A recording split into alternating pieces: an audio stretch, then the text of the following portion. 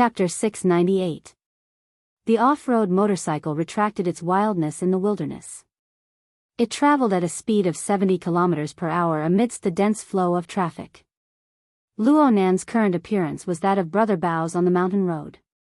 He wore a leather jacket on his upper body, coarse trousers on his lower body, and a pair of large-toed boots. He also wore large sunglasses on his face, covering half of his overly young face. Luo Nan's physique was quite different from Brother Bao's, but after taking into account the amplification of the exoskeleton armor, it was more suitable. He followed the techniques taught by Red Fox and smeared some camouflage paint on his face, causing his skin to become coarse. He raised his collar and covered his entire body tightly. Aside from his small palms, the current Luo Nan was a burly man with a height of nearly 190 centimeters. He drove the wild off-road motorcycle on the intercity highway of Spring City. The surrounding skyscrapers cast shadows upon them, obliterating the difference between Spring City and Xia City to a large degree. No wonder some people said that the 88 metropolitan areas of the world were basically copied and pasted onto Earth. However, the electromagnetic waves shuttling back and forth in the surrounding void, as well as the signal commands contained within, pointed out the difference between the two. The authority function of the wristband popped up a reminder of temporary registration. The Skynet equipment from the streets and alleys uploaded the image data of the off-road motorcycle and its driver to the SCA's Social Authority database for comparison and search. The exoskeleton armor, which was a modified military item, was mostly unable to escape the monitoring and defense of various scanners. It had a built-in chip that needed to be docked with the relevant system, registered, and obtained authorization. It went without saying that if the driver's identity, social authority, and the process of selling, using, and remodeling the relevant equipment did not correspond, forming a complete chain of information, then the police department's drones, the SCA's operations team, and even the city defense army would be dispatched according to the level of danger. They would carry out coercive measures against the outsiders. 1,000 days at home is good, but a day outside is hard. In the current information age of the IoT, a normal person who wanted to be a bit rebellious and go on an exciting trip would probably face such a situation. However, the key point was that Luo Nan was not a normal person. He had trained with Red Fox, who was proficient in urban stealth and assassination, for 2 months. He already had a rough understanding of how to hide from the government's authority system. More importantly, he had the external neuron. He could use interference waves to easily penetrate deeper into the system and use a more willful method to alter the key data. Luo Nan wasn't a professional. He might not be able to pull off a flawless disguise, but it was enough as long as he could hide for a dozen or so hours. The off-road motorcycle passed through the peripheral satellite cities and entered the city. It was around 2 in the afternoon, an hour later than expected. This was because of the mountain roads around Spring City and the relatively dense number of mutants, which more or less caused some hindrance. Luckily, Luo Nan left quite a bit of room for maneuver. He activated the off-road motorcycle's autopilot mode and let it follow the predetermined route to the predetermined location. At this moment, his soul energy was interacting with the external neuron, causing the interference waves to cover a radius of several dozen kilometers. It was like another form of map navigation, guiding the car to its destination. More importantly, the interference wave had found its intended target, which was the gynecology ward of Mercy Heart Hospital, which was 20 kilometers away, and re-established the connection. On the virtual brain system interface, a window related to the night-level basic biochemical reactor furnace appeared. A series of system information was refreshed. There were many glaring warning messages among them. They were all related to biochemical pollution and the self-destruct program. From Luo Nan's perspective, this was already a common topic. He skimmed over the messages until he discovered a status update: the furnace has entered offline hibernation mode. It is currently in a transplantable state. At the same time, the third-level interface of the Wraith Sign system, the Jintong Spiritual Light Seed, also began the preloading process. The two interfaces synchronized and connected, ceaselessly updating information. They echoed with each other in preparation for the upcoming operation. This was the key reason why Luo Nan needed to personally come. After all, it would be like what he did a few months ago at Aurora Cloud City. The long-range radiation of interference waves would create far too large of a commotion, and there would be a slight delay. It was very likely that it would lead to unpredictable consequences. Yes, it was like this. Luo Nan gripped the handlebars of the motorcycle back and forth. He breathed in a few mouthfuls of the warm air of Spring City, releasing the nervousness and excitement of his first solo operation. Half an hour later, before 3 in the afternoon, Luo Nan arrived at Mercy Heart Hospital of Spring City. This hospital was located in the lower region of a 140-story skyscraper.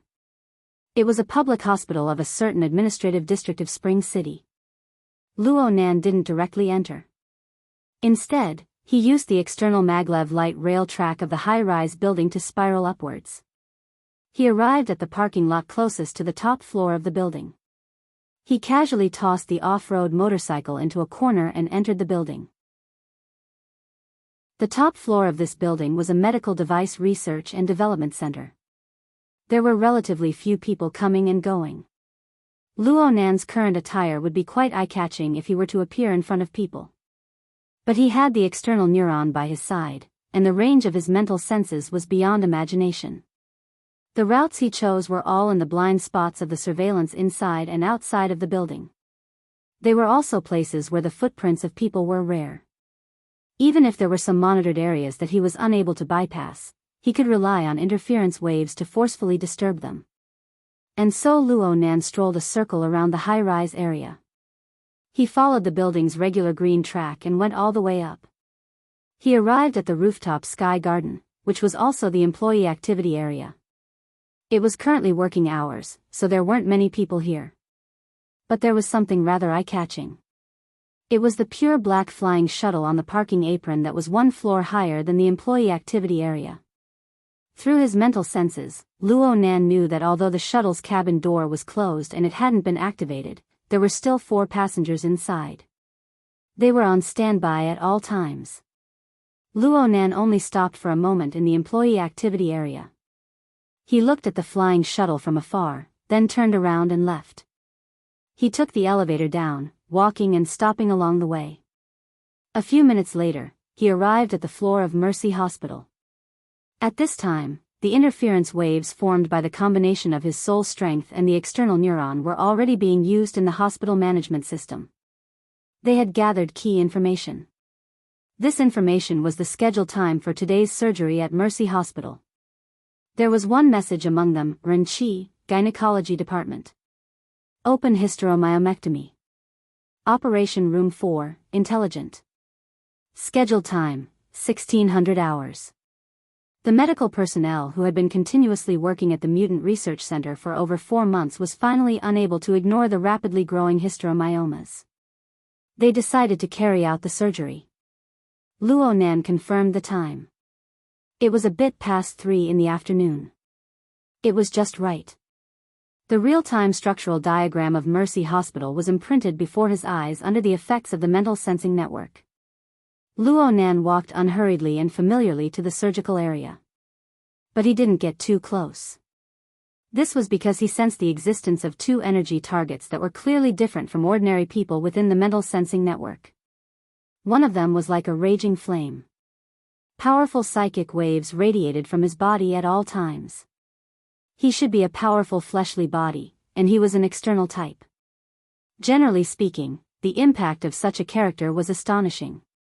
The other person was clearly much more low-key. His energy was obscure and unclear, but he was extremely sensitive. He constantly maintained the intersection of the mental and material planes, floating up and down. Luo Nan was quite familiar with this type of ability user. Cat Eyes was this type. But when it came to the level of soul strength, there was still a considerable gap between them. Therefore, this person should be a very powerful scouting type ability user. If Luo Nan used Cat Eyes as a benchmark to judge, he was most likely an architect-level expert. Oh right, the fleshly body in front was the same.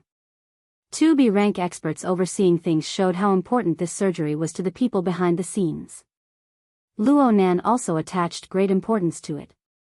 He specifically called over the Wraith sign. He used the Wraith Sign's remarkable methods to monitor these 2B rank ability users from the polar domain. He watched how they arranged things and then compared it with his own plan to carry out the final fine adjustments. Time passed by the minute and second. Luo Nan strolled around the periphery of the operating area, precisely avoiding the sensing range of the psychic ability user that resembled cat eyes. By the time he made his fifth turn, the AI machinery in Operating Room 4 had begun its operation. Simple surgeries such as the hysteromyomectomy had already been realized in the medical world to be 100% automated. The AI surgical robot could perform the surgery to near perfection. All the doctors needed to do was to perform routine management in front of the monitoring screen. However, there was now an outsider in the monitoring room of the AI surgical platform. It was the psychic ability user that resembled cat eyes. According to the doctors present, he was called Mr. Lon. He used the camera and mental senses to monitor the entire surgery process. Mr. Lan's partner was the fleshly body next to Mr. Lon. Right now, Mr. Zhao was not in the monitoring room. Instead, he was wearing a large white coat and entering the operating area, which was nominally only accessible to doctors. Of course, he was not here to operate on patients. His task was to receive and protect patients.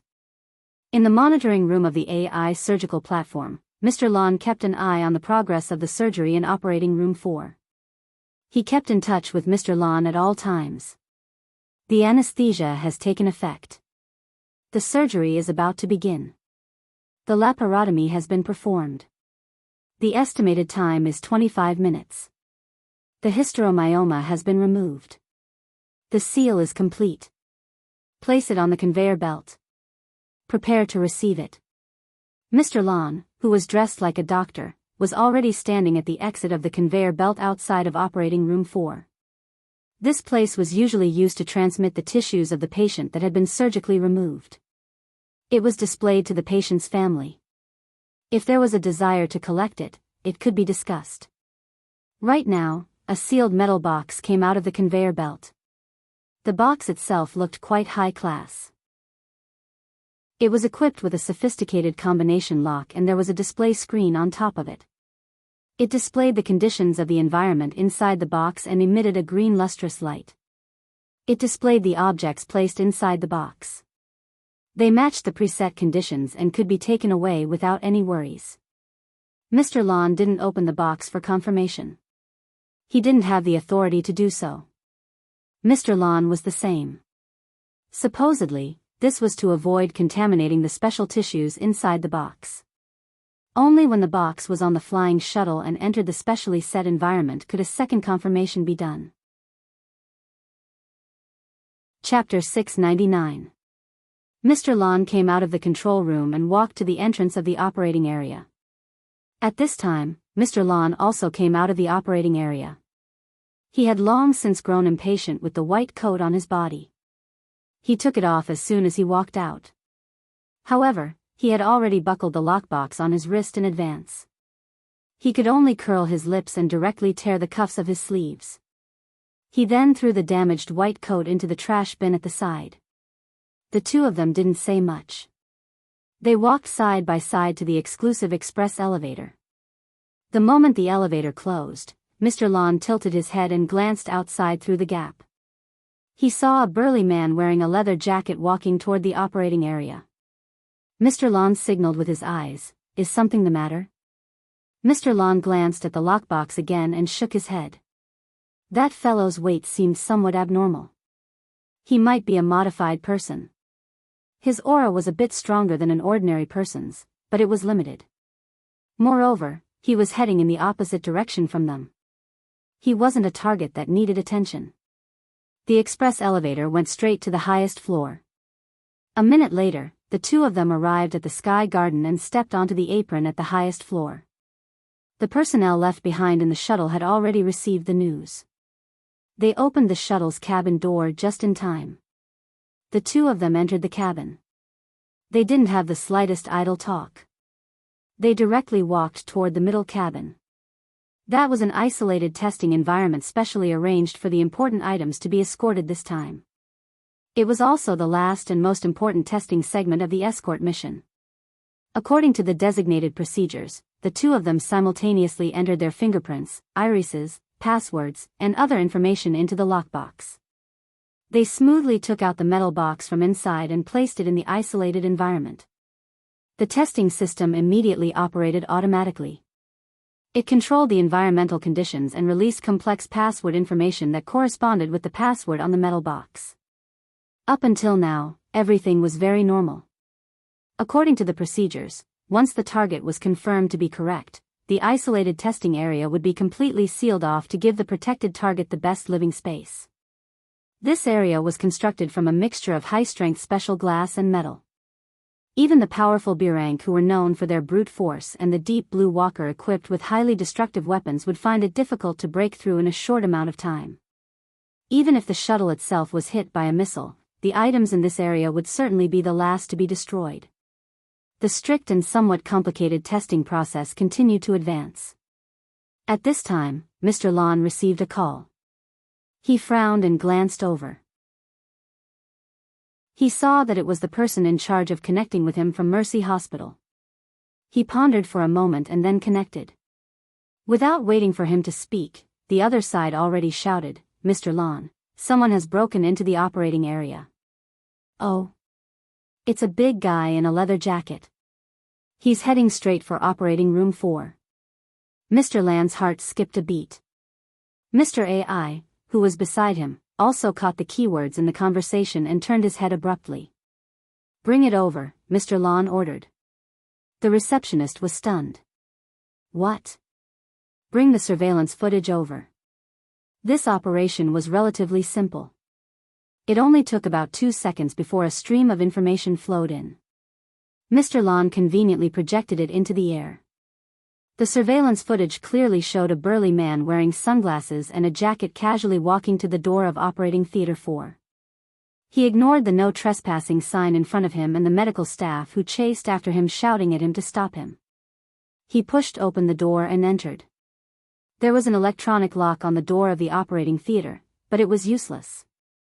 The surveillance camera switched to show the situation in the operating theater.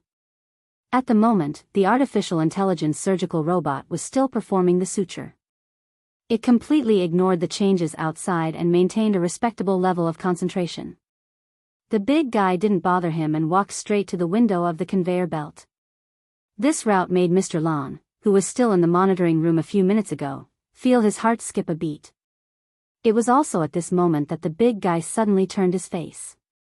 His dark sunglasses stared directly at the camera. As if he was infected with a fatal infection, the surveillance footage turned pitch black. The receptionist of Mercy Hospital let out a meaningless wail.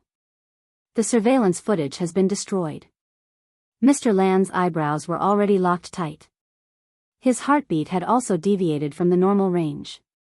The series of images transmitted on the surveillance camera were like a horror movie's editing, sending a fatal message to him and his partner. In the next second, the isolation examination area flashed red, and a piercing alarm sounded. It was connected to the movie plot from before. It was like a ferocious ghost suddenly appeared in front of the camera, letting out a strange, penetrating laugh. The hair on Mr. Land's back stood on end. Something's wrong. Mr. AI's reaction was even more direct than Mr. Land's. He pressed hard on the peripheral glass and stared at the system information that flowed like water. He didn't care about anything else except for one word that was the most important. Does not meet the requirements. Mr. Lon and Mr. AI felt as if their hearts had been stabbed by a sharp knife at the same time. The red light reflected on their faces, but the background was still deathly pale. "That guy!" Mr. AI roared. He turned around and ran out. Someone accidentally blocked in front of him and was also pushed away by his arm. He fell to the ground and almost fainted. Mr. Land's first reaction was also to rush out. His feet were already moving, but he stopped abruptly.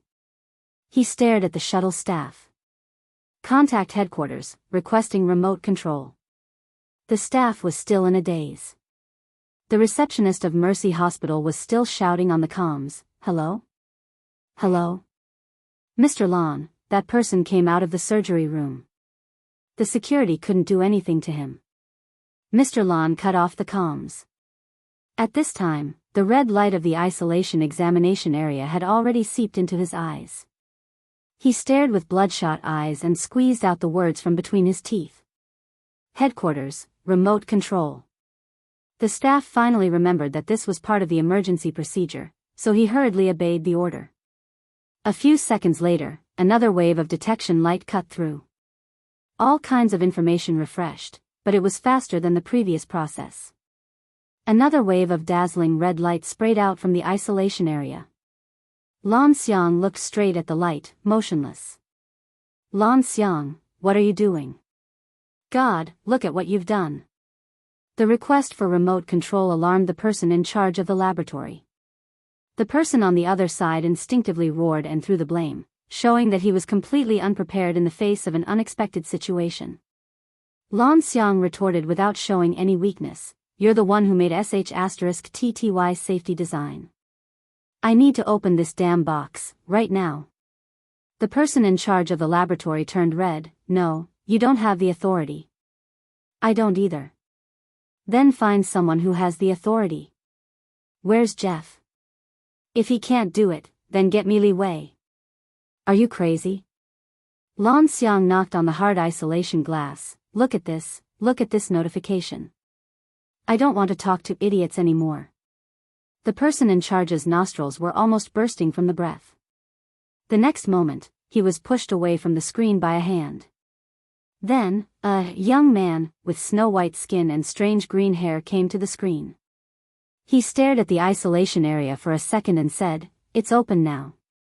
Lan Xiang was also stunned for half a second, mainly because he didn't expect Li Wei to appear the moment he mentioned Li Wei. Fortunately, he quickly came to his senses and turned to look.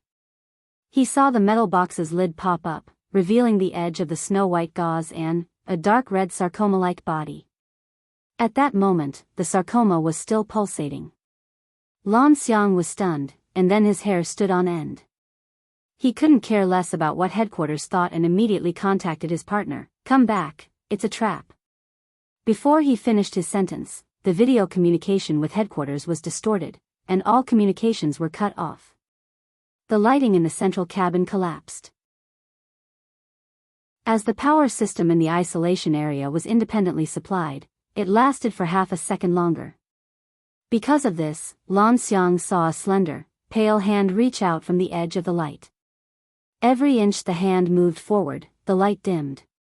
It was clearly as fast as lightning, but for some reason, it felt like a cruel blunt knife stabbing into his heart, grinding away his thoughts and reason bit by bit. The hand brushed past the metal box, and darkness descended completely. The darkness didn't last long, maybe a second, maybe even less. The backup power system was activated, and the light came back on. Lan Xiang stood where he was. In the isolation area opposite him, the metal box was still in its original place, but the gauze inside, and more importantly, the dark red sarcoma on it, had disappeared. The isolation area was completely sealed, and there were no signs of damage. Of course, there was no normal switch. It was like a ghost passing through the wall, bringing the object they had carefully protected into the unknown netherworld. After a second, Mr. Lon turned around and rushed to the flying shuttle's door. This was an instinctive action, and he didn't even know what he wanted to do. But after rushing out of the cabin door, the range of his spiritual senses, which had been extended to the limit, really did appear. Lan Xiang trusted his senses and rushed to the edge of the parking apron. His field of vision suddenly widened, and he could see past the sky garden on the top floor and part of the high-rise open-air parking lot on the side. Then Lan Xiang saw a muscular man wearing a jacket and sunglasses walk out of the parking lot's exclusive elevator at a pace that was neither fast nor slow. He got on an off-road motorcycle and started it. The motorcycle didn't leave immediately, but stayed where it was. In the whirring sound of the motor, the muscular man in sunglasses raised his head and slightly turned his face. His dark glasses accurately blocked Lan Xiang's fierce gaze. Under the glasses, the corner of his mouth opened, revealing undisguised malice and pleasure. Lan Xiang's brain exploded, but his characteristic calmness quickly took over. The parking lot was more than 400 meters away from where he was. His senses could reach it, but it was no longer effective. He tried to re-establish communication with his partner. But it was also at this moment that the muscular man in sunglasses in the parking lot raised his arm and raised his thumb. Praise or sarcasm? Lan Xiang quickly knew that he was gravely mistaken. The muscular man in sunglasses was like a child. He raised his thumb and stretched out his index finger, seriously gesturing the shape of a gun. Then there was a bang. The spiritual sense network that Lan Xiang had worked hard to open up instantly had a huge gap. It was as if a spatial storm had suddenly descended, and it was as if a terrifying plasma grenade had exploded in front of his face. 400 meters, spiritual side, abyss area. Chapter 700. Wu Zunliang sat in the wide mobile surveillance vehicle. Screens and projections from 3 directions were playing images, tables, and data information at every moment, painting him with a colorful luster. This mobile surveillance vehicle was originally used to monitor and analyze the real-time images in the wilderness, but now that the field collection work had come to an end, it was used to do graphical processing. At the very least, it was necessary to package the results of more than half a year of hard work in order to convince the investors who were best at thinking with their eyes and testicles. This was the evaluation and method that the early investors used for their own kind. This kind of packaging work was naturally handled by professionals. The experimental dogs under Wu Zunliang completely retreated to the position of odd job workers and played second fiddle. In front of the 3 projection screens, 7 or 8 men and women of different ages were scattering and piecing together the various results of the research team over the past half a year. The originally rigorous logic gave way to a more intuitive and impactful visual effect to serve the almost absurd dreamlike conjectures. Wu Zunliang began to pinch his eyebrows. On one hand, it was annoying to watch, and on the other hand, he was also an old man in his 90s. Even at the end of the 21st century, where the average lifespan exceeded 100 years, he was no longer at an age where he was full of energy. Returning from the wilderness laboratory hundreds of kilometers away from the city, the convoy had already been bumpy on the rugged mountain road for 6 or 7 hours, almost making his stomach jump out of his stomach. Ding Jiying, who was 5 years younger than him, had already fallen asleep with his head tilted up, saliva dripping down his neck. Wu Zunliang did not laugh at him. In any case, if it were him, he would not be much better. In fact, the 2 old men could go to the car in the back and sleep, but unfortunately, they could not reach the state of out of sight, out of mind, so they could only waste time here. What was he thinking before? The dense fragrance of tea entered his nose, and a female student in a hunting suit brought a cup of tea. The cup was large enough to drink like a bull, and it was warm in his hand. A sip could warm his stomach, but unfortunately, his heart and lungs did not change much. After Wu Zunliang drank 2 mouthfuls of hot tea, he remembered to speak, Tang Yi. Teacher. About that explanation, that topic, a very interesting idea. Wu Zunliang blinked his sore eyes, and then narrowed his eyes at the disciple he was most proud of in recent years. 2 seconds later, he grinned and said, it is just an idea. No, it is extremely provocative, both to people and to money. While the teacher and the student were talking, the experimental dogs in the mobile surveillance vehicle were working hard on their chores while they pricked up their ears. Tang Yi's words could be the source of their salary for the next year and a half. It could also be the start of a new round of overtime. It was a matter of life and death. They had no choice but to pay attention to it. But at that moment, the bumpy car slowed down and came to a stop. Soon, the door of the carriage opened, and Senior Colonel Meng Tu, who was in charge of the team's safety, stepped forward and informed them, "There's a change in the flight schedule, so we won't be able to leave tonight. We'll rest in Spring City for the night, and we'll decide if the situation changes tomorrow. We shouldn't have left in the first place."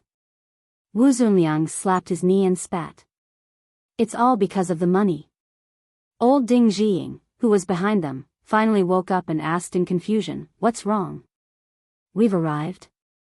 Senior Colonel Meng Tu repeated his words again, and Ding Jiying chuckled. "Out of habit," she retorted, "you're already here and you're still saying such things. Your old pan might have already prepared breakfast for tomorrow. It'll be a waste." Don't worry, there's no need to think about breakfast. She's prepared a belly full of sarcastic words. Wu Zunliang chuckled and stood up while the car stopped.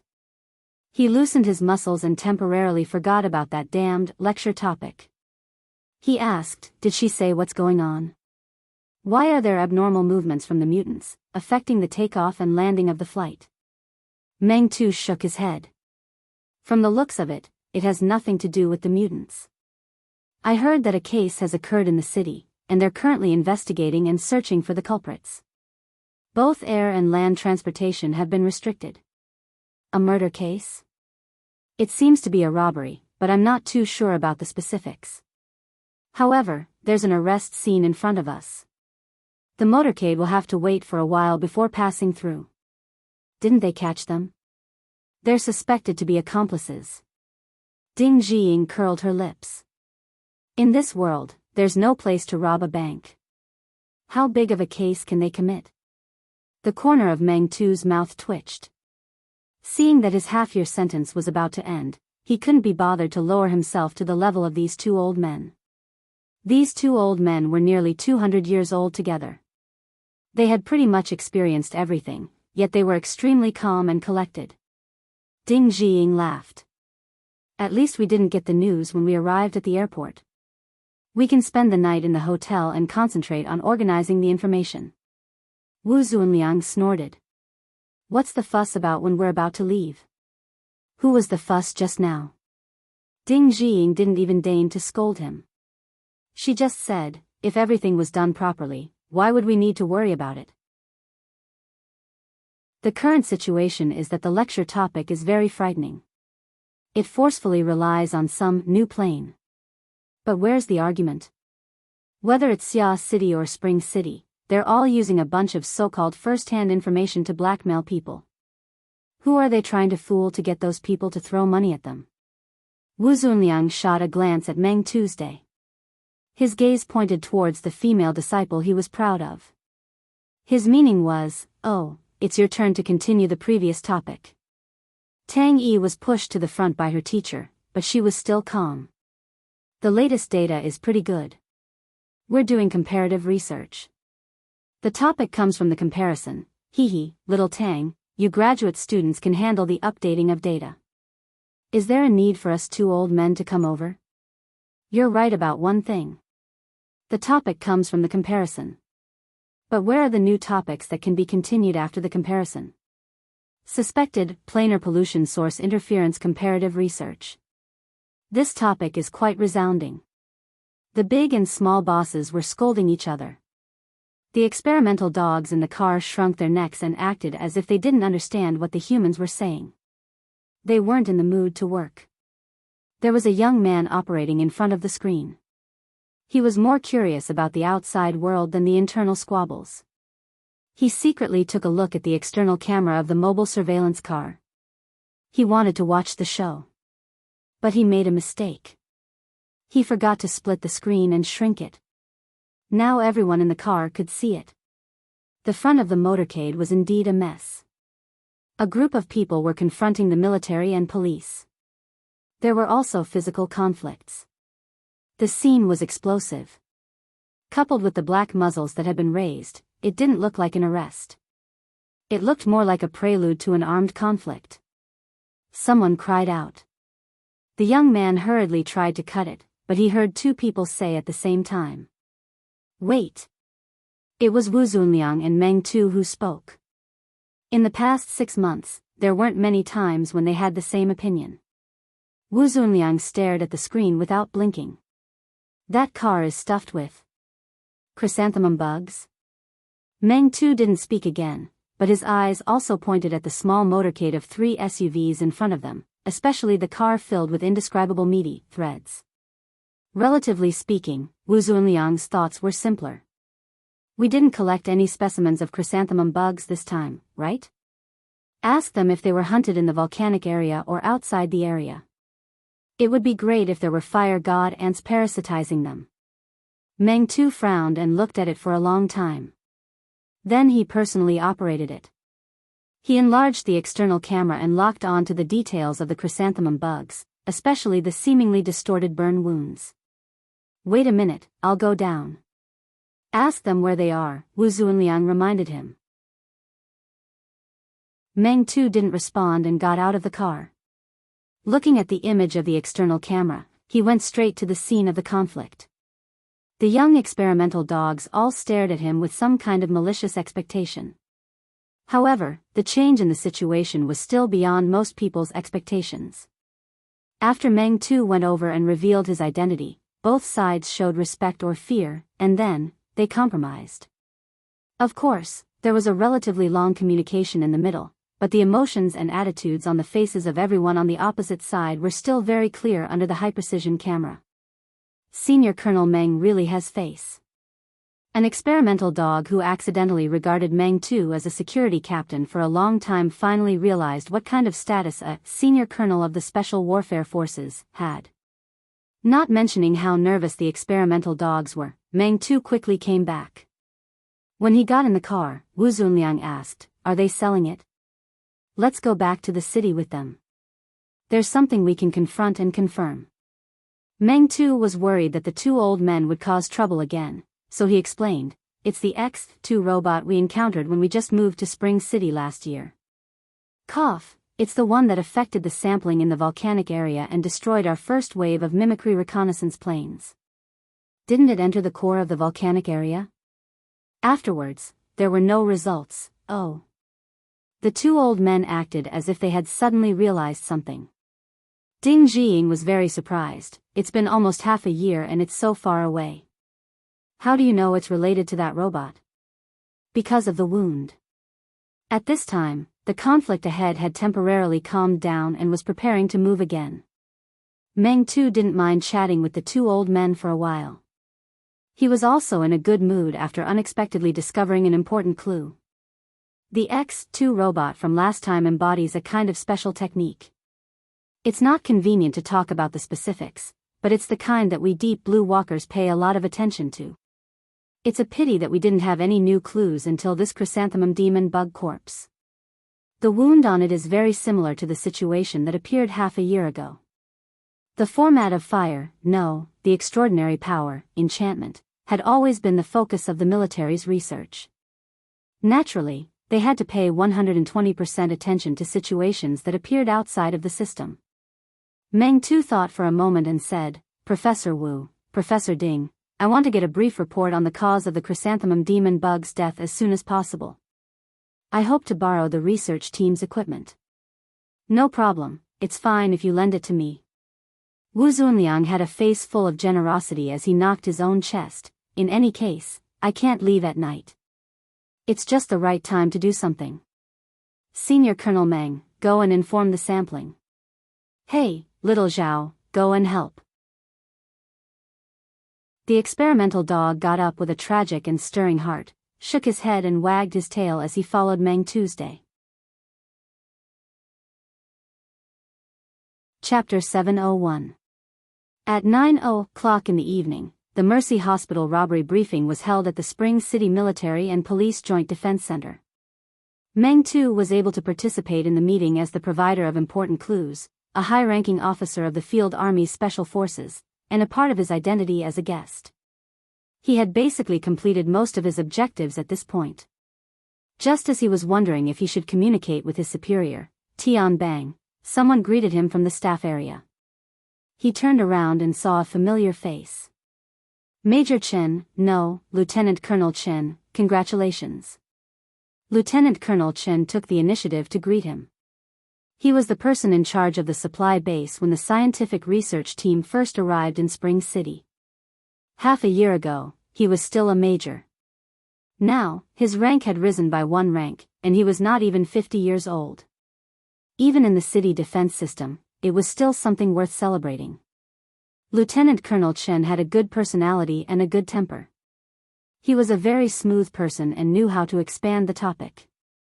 He knew that he could greet Meng Tu, but there was nothing to talk about. Thus, he decisively introduced another person. "Senior Colonel Meng, this is the hero of our Spring City Army, Captain Cho Wei." Meng Tu was wondering who this person was wearing sunglasses in the conference room. He immediately came to a realization when he heard this. He immediately stood up, saluted, and extended his hand. The other party's movements were almost synchronized. Then, they shook hands.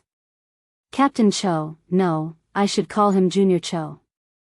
I'm a student in the third phase of the burning stage, one batch ahead of you. I remember that you were with our Major General Tian and Major He Yuein. The other party took the opportunity to call him Senior Meng.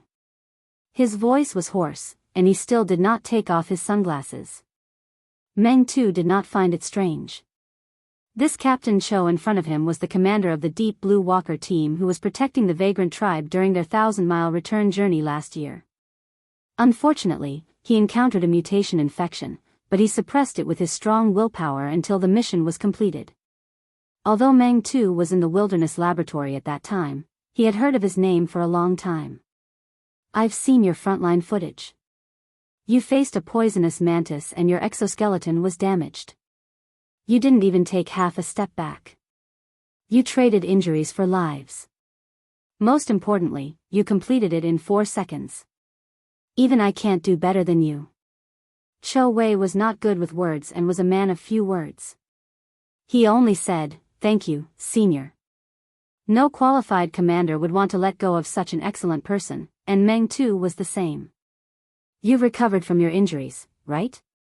It would be a pity to stay in the Coastal Defense Force. How about it? Are you interested in joining the Coastal Defense Force? Cho Wei just smiled. I'm still under observation. Although Cho Wei was wearing sunglasses, for a burner like Meng too, it wasn't completely effective. He understood what Cho Wei meant and comforted him. Being able to participate in this kind of occasion is in itself a very good development. Cho Wei said objectively, it's mainly related to the research and treatment center. Oh, according to the information, the woman who performed the surgery has been working in the research and treatment center for a long time. This happened when I came out for surgery today. The timing is very good. Lieutenant Colonel Chen really didn't want to discuss this topic, so he forcefully changed the topic. Senior Colonel Meng, it's rare for you to come back to Spring City. Let me and Captain Cho play host for the next 2 days. You can also come to my place and train those newbies, Meng too chuckled. I can't stay for long because I have a mission. I'll be escorting the research team out tomorrow, so I can only decline Lieutenant Colonel Chen's good intentions. Lieutenant Colonel Chen blinked. Senior Colonel Meng has been here for half a year just for that research team?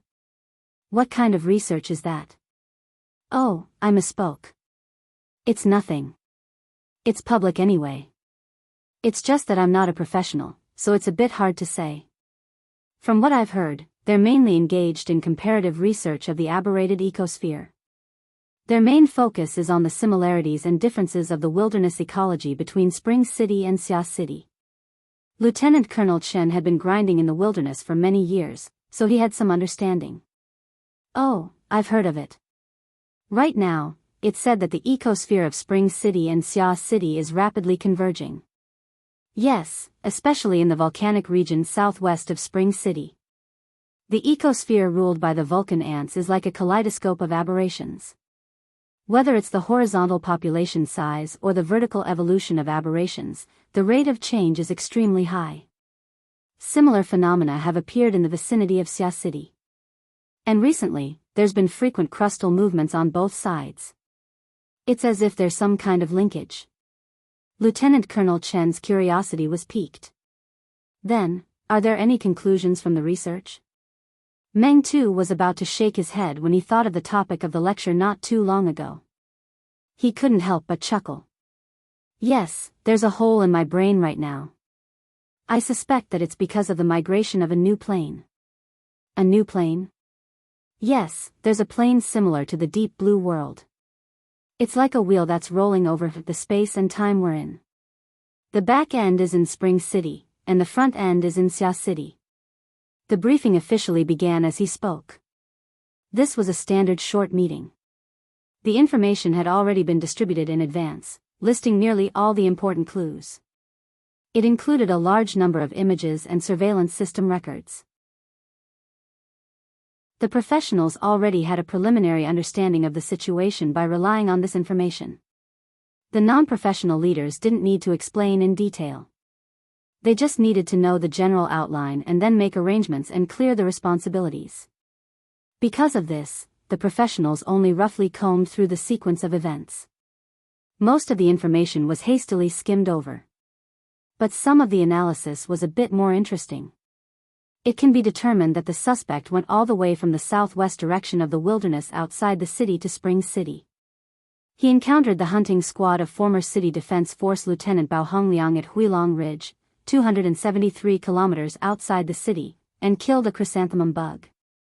According to Bao Hongliang's testimony, the suspect was wearing an exoskeleton armor at the time. It's suspected to be a modified version of the X-2 robot.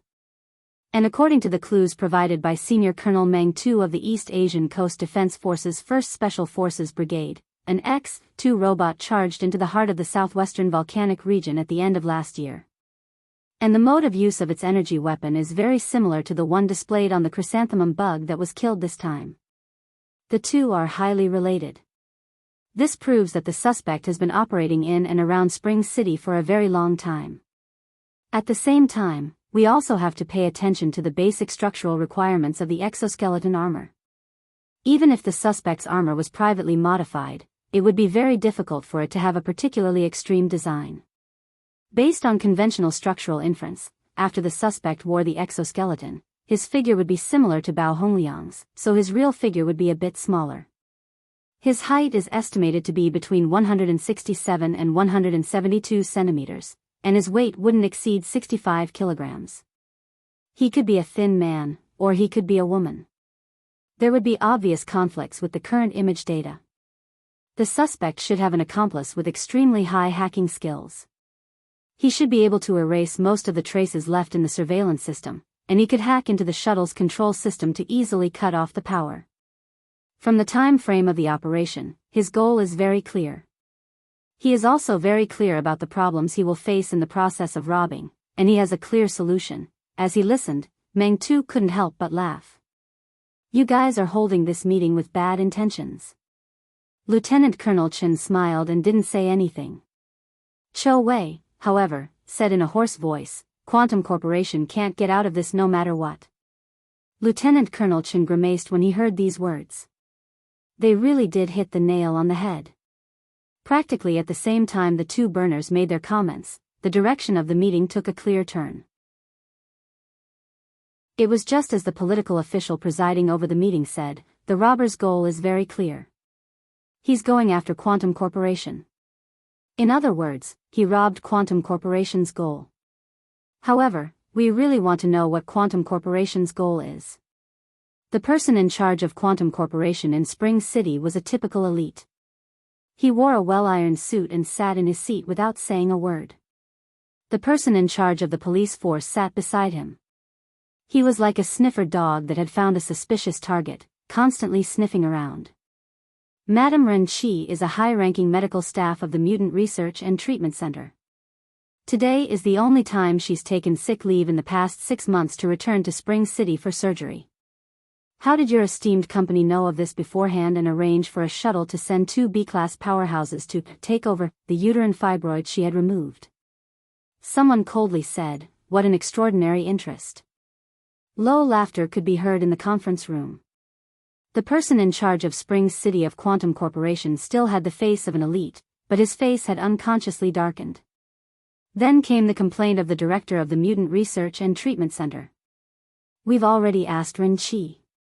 She has no dealings with Quantum Corporation. She doesn't have any dealings with the people that appeared inside and outside of her surgery room. She has no impression whatsoever. I must say, this is an extremely sensitive and impolite behavior. Following that, the questions from all over Spring City couldn't stop. What's the nature of that uterine fibroid? Does your esteemed company already have a new path in the field of mutant research? We need more detailed background information. Meng Tu and the other two hadn't said a word since the start of the meeting. However, just by listening to these people's crazy bombardment, they already felt that it was very lively. At this time, even the cautious Lieutenant Colonel Chen let go. He sighed. That suspect is definitely trying to attract attention from all sides. Otherwise, there's no reason for there to be no video data on the route into the city, but it's all over Compassion Hospital.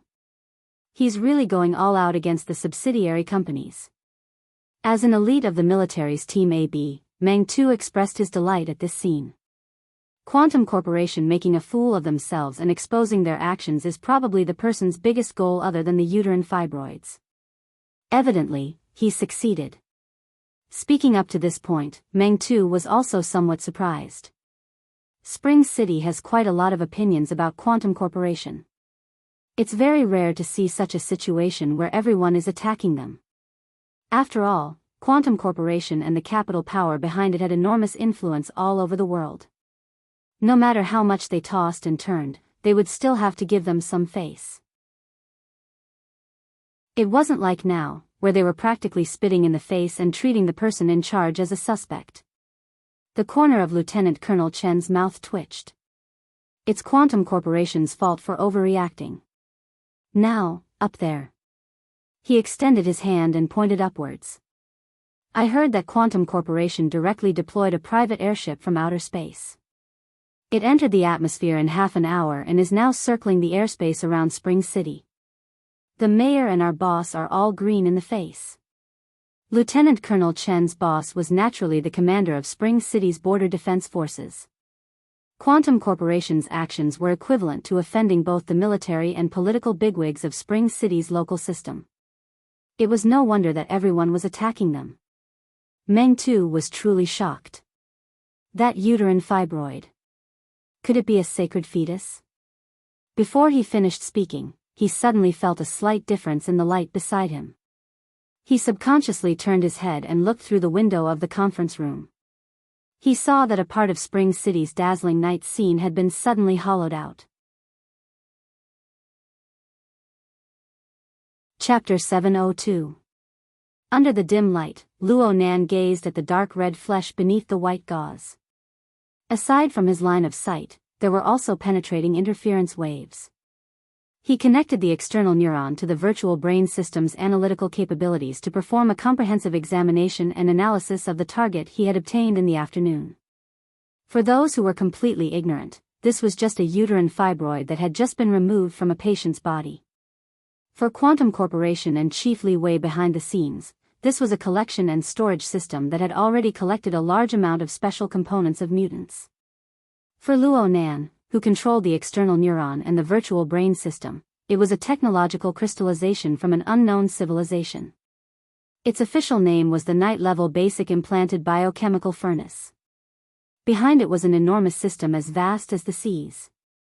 This was knowledge that could be researched for a lifetime. But before he could research it, he needed to cut off the little tail left behind by Li Wei. The conditional format lock and the possible remote positioning settings had to be completely wiped clean. This was the only way to avoid drawing Li Wei's attention back to Xia City. Luo Nan formally opened up the virtual work area, ready to take notes at any time. He adjusted the position of the white gauze to make sure that it wouldn't cause any interference. These small actions carried a bit of a ceremonial nature because what he was about to do was more or less a gamble. Luo Nan didn't know if the idea he had been mulling over for over 4 months could be considered foolproof. The airships hovering high in the sky were no laughing matter if something went wrong. Not to mention that Spring City had an extraordinary and 7 or 8 B-rank powerhouses. Even if they weren't all enemies, they were just for show. It would be enough to make him suffer. And it was precisely this situation that caused Luo Nan's heart to churn with excitement like lava.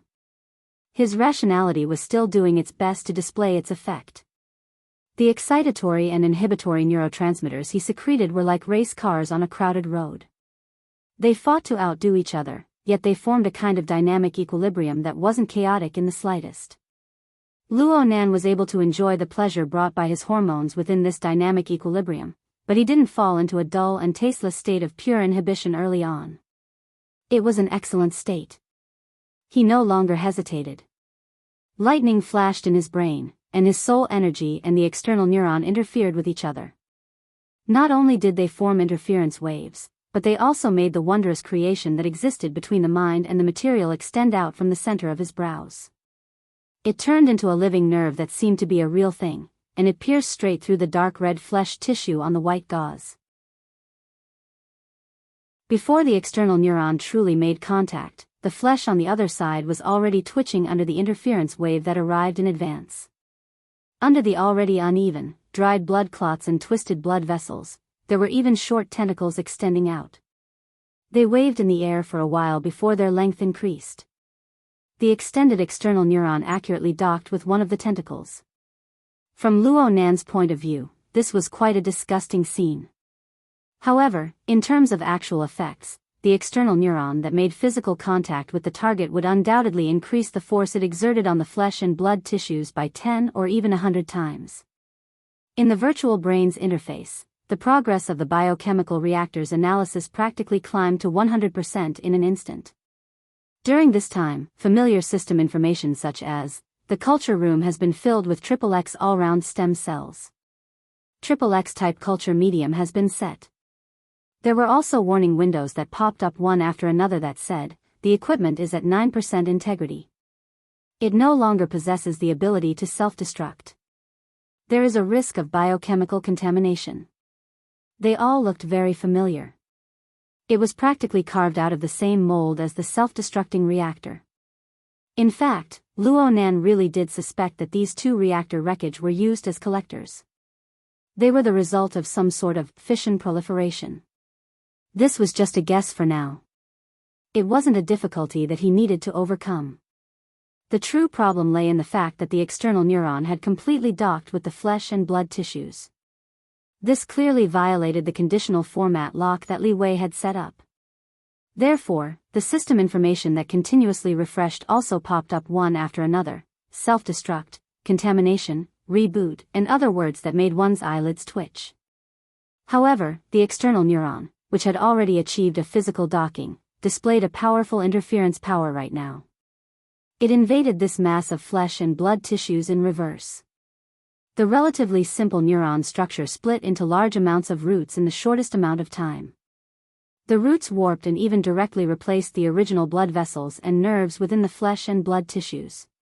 This allowed Luo Nan to realize direct control to the greatest degree. Perhaps the collection and storage system that Li Wei had designed wouldn't be so easily breached, but the problem was that it was currently in an offline hibernation state. Luo Nan had been accumulating power for this, so he easily achieved the desired effect. Luo Nan also knew that this was very likely only a temporary advantage. He had yet to carry out fundamental changes to this mass of flesh and blood from the bottom up. Therefore, Luo Nan didn't delay at all. After the external neuron obtained absolute dominance, a process that had been rehearsed countless times on the program level was launched. A mass of dazzling brilliance shone. It constantly changed shape and contour of electricity. The external neuron acted as a pathway, and it instantly injected into the flesh and blood tissues. In other words, it was the remains of the biochemical reactor. This was the Jintong's soul light seed. Luo Nan already knew from the virtual brain system's response that a certain natural connection existed between the Jintong's soul light seed and the biochemical reactor. Once they truly intersected, an astonishing reaction would certainly occur. Luo Nan hadn't been in a hurry to advance this process. Instead, he had spent 4 months of time to make all the preparations he could. He had borrowed the enormous database of the virtual brain system to read through all the relevant information and blueprints. He had buried his head in the complex and deep system. Though he could only skim the surface, the time had come. Now was the time to perform practical verification. On the virtual brain's visual interface, the Jintong's soul light seed, located at the end of the Wraith sign system, had already fallen off. It brought along its corresponding database and merged into the biochemical reactor's small planet. After merging, the analysis progress of the two was reset to 0 at the same time. Then it started all over again. The speed was very fast, breaking through 20% in the blink of an eye. The system information refreshed at this time, and it began to break free from those boring repetitions. Equipment integrity at 9%, XXX full functional stem cells are undergoing uncontrolled differentiation. The base material has been damaged. A new tinder has been detected. Inspecting the internal layout of the furnace. No corresponding layout method has been found. Searching for the preset layout structure of the system. The electromagnetic department's common layout method. Coincidence rate 97%. Adjustable. Then a warning pop-up window popped out. Do you want to inject a new tinder? Warning. Once injected, it will automatically adjust according to the common layout method. The base material formula needs to be adjusted accordingly. Luo Nan didn't even blink. He simply chose yes. The flesh and blood tissue on the white gauze clearly swelled up at this moment. And on the virtual brain's interface, the reactor had already completely absorbed the database of the Jintong's soul light seed. The corresponding interface had changed somewhat. From Luo Nan's perspective, the internal structure diagram that appeared right now was very much like a round drum furnace body. It even had a bit of the fanciful style of the legendary Old Lord's pill refining furnace. It was just that the complex dynamic distribution of the system of point masses inside was much more difficult than starting a fire to refine pills. The point masses endlessly changed their positions under the effects of internal and external forces. The point masses also changed the forces acting on each other. They formed the configuration module that Luo Nan had been researching all this time for nearly half a year. The accumulation of energy grew thicker and thicker. This was the so-called general layout method of the Department of Electromagnetism, the legendary Tinder. Luo Nan already had a general understanding of the related concepts after several months of study. He didn't stubbornly dig into the definition. Instead, he drew a few strokes on the virtual work area, forming a vague human silhouette. In that unknown civilization, people can construct a kind of framework that surpasses ordinary life forms. It is the fundamental configuration that runs through the structure of the human body and soul. The user manual calls it a furnace. Its function is to produce an unending stream of higher-level life materials. Some sort of extraordinary gene, golden cell. And on this basis, the mortal body is replaced, life is reformed, and life is realized all the way to transcend the level of life. This was the my heart like a furnace. Luo Nan drew a circle on the chest and abdomen of the vague human silhouette, representing the fundamental configuration of the furnace. Then he drew a small circle to the side, representing some sort of cheat code. The furnace was supposed to be the core construction of one's body and soul. It didn't rely on external objects for its own needs. But in the end, that unknown civilization was able to realize the simulation of this special configuration, to the point of mass production. This was the flesh and blood tissue before Luo Nan's eyes. It was the remains of a biochemical reactor. Compared to its own furnace, the original intention of the biochemical reactor was to act as an auxiliary and insurance for a second heart. It stored the host's golden cell and used external energy to rapidly carry out cell differentiation and tissue repair when the host suffered heavy damage, giving the host a second life. However, it was just like many inventions. The original intention and development of the product would always deviate more or less. What was originally an auxiliary might become a dominant one. But whether it was an auxiliary or a dominant one, the biochemical reactor's functions weren't born out of thin air. The Jintong's soul light seed filled it with the core logic of its construction. Luo Nan had already gathered the raw materials needed for the basic base material formula before he took action. Now it was just a problem of energy injection. It needed energy, especially since the furnace body had suffered damage as high as 91%. The remaining portion had even suffered contamination and modifications. In order to restore it to its complete form, it needed to use the base material to divide and multiply according to the blueprint. This set of processes required an enormous amount of energy. In the beginning, Luo Nan used the continuous transformation of the body and soul coupling interference power to charge the biochemical reactor. But this was a transformation of mass and energy. The interference on the mental plane made it different from the pure laws of physics. Luo Nan had a thick accumulation on the mental plane. He could also use the storm turbulence of the abyss region. He could even use the prepared base material raw material to generate a reaction, reducing a large portion of energy consumption. But after this wave, he had a guilty conscience, as if a large hole had been opened at the bottom of the pond. he didn't know how much longer he could last. Luckily, Luo Nan had made preparations early on. He chose a temporary place to stay, an energy center that provided the city's CBD area. Just when he felt that his strength was lacking, the external neuron split off a side branch and pierced into the energy transmission system. The external neuron skillfully acted as an electric mouse, carrying out another wave of transformation. The efficiency of the electrical energy conversion was quite low. Fortunately, there was an endless stream of energy. Chapter 703. The Jintong Soul Light Seed was the tinder within the furnace. It was the core logic of the operation. From a purely theoretical perspective, Luo Nan could criticize this logic for not being strict enough. If he wanted to use it, he actually needed the system to correct it. But on the plane of reality, the Soul Light Seed was still the projection of Jintong's life imprint. It was undoubtedly of the extraordinary level in terms of the level of energy manipulation. When it was started and operated, the electricity consumption of the electric mouse really couldn't be satisfied. Not to mention that there was the wreckage of the biochemical reactor behind it, crying piteously for food. Speaking of the biochemical reactor, there was a question: what kind of design could be placed within an object with a cross-section diameter of 3 centimeters? From the level of science and technology on Earth, a silicon anvil of the same volume could be divided into roughly 30 wafers. Each wafer could be arranged with hundreds of billions of field effect tubes, sealing them into a precision chip that was impossible to lack in modern society. With the chip as the core, it could handle an enormous flow of information that far exceeded the limits of the human brain by 1,000 times. It looked like it could do many things, right? But if the chip wasn't given any supporting hardware equipment, its effectiveness wouldn't even be as good as a stack of potato chips of the same size. Returning to the field of life science, such a volume was slightly larger than a human eyeball. Its pure volume was close to that of a thyroid gland, and it was a third the size of a gallbladder.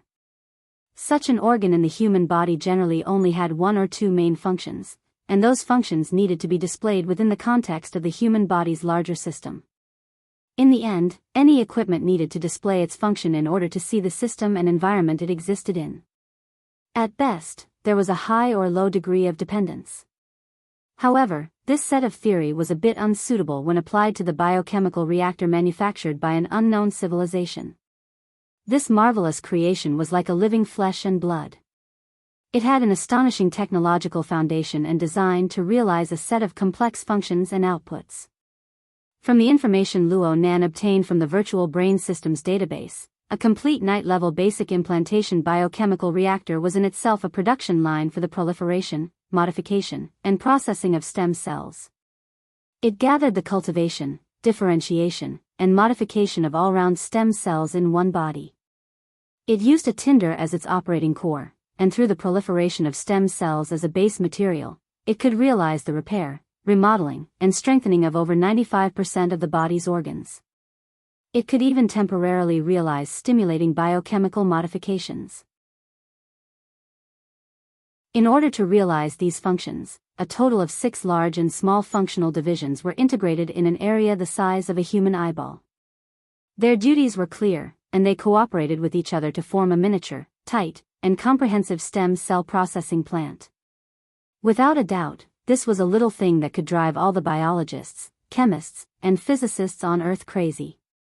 Even in the unknown civilization presented by the virtual brain system, it was still a relatively advanced technology. The problem was that in order to activate the small factory and realize the incessant fission and proliferation of full-function stem cells, an astronomical amount of energy was required. In an unknown civilization, the night-grade basic implantation biochemical reactor had to be equipped with a set of miniature energy cores. The technical difficulty of this energy core was no less than that of the furnace itself. It consumed special high-energy fuel to generate sufficient energy, and together with the energy output of the powerful host itself, it propelled the furnace to operate.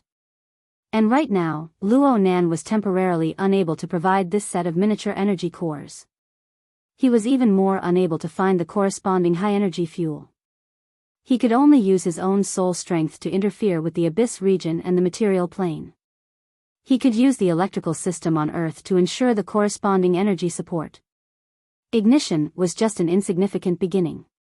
When the tinder burned fiercely in the furnace, the speed of energy consumption instantly crossed a dangerous limit. The power transmission line of the energy center simply collapsed. Fortunately, the external neuron was in the middle. This marvelous creation existed in the ambiguous zone between the mental and the material. It operated spontaneously according to some rule, using its special mode of existence to replace the power transmission line. It was directly erected between the small reactor and the biochemical reactor at the bottom of the energy center, connecting seamlessly. With this buffer, Luo Nan was able to see the tinder burning fiercely within the furnace. He saw the furnace rapidly expand the scale of its environmental effect. He also saw the raw materials he had thrown in, including the somatic cells he had collected from his own body, realized that initialization, under this kind of environment, induce and transform the cells into all-round stem cells. Then came the rapid fission and proliferation.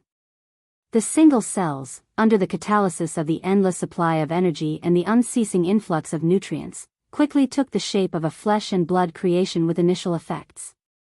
It first completed the self-renewal of the furnace body, replacing the already contaminated remains of the reactor. It used the fastest speed to add a new environment for the tinder. Afterwards, it followed the established design diagram, endlessly supplementing and perfecting the proper functional division, allowing this miniature factory to enter the fast lane of turnover.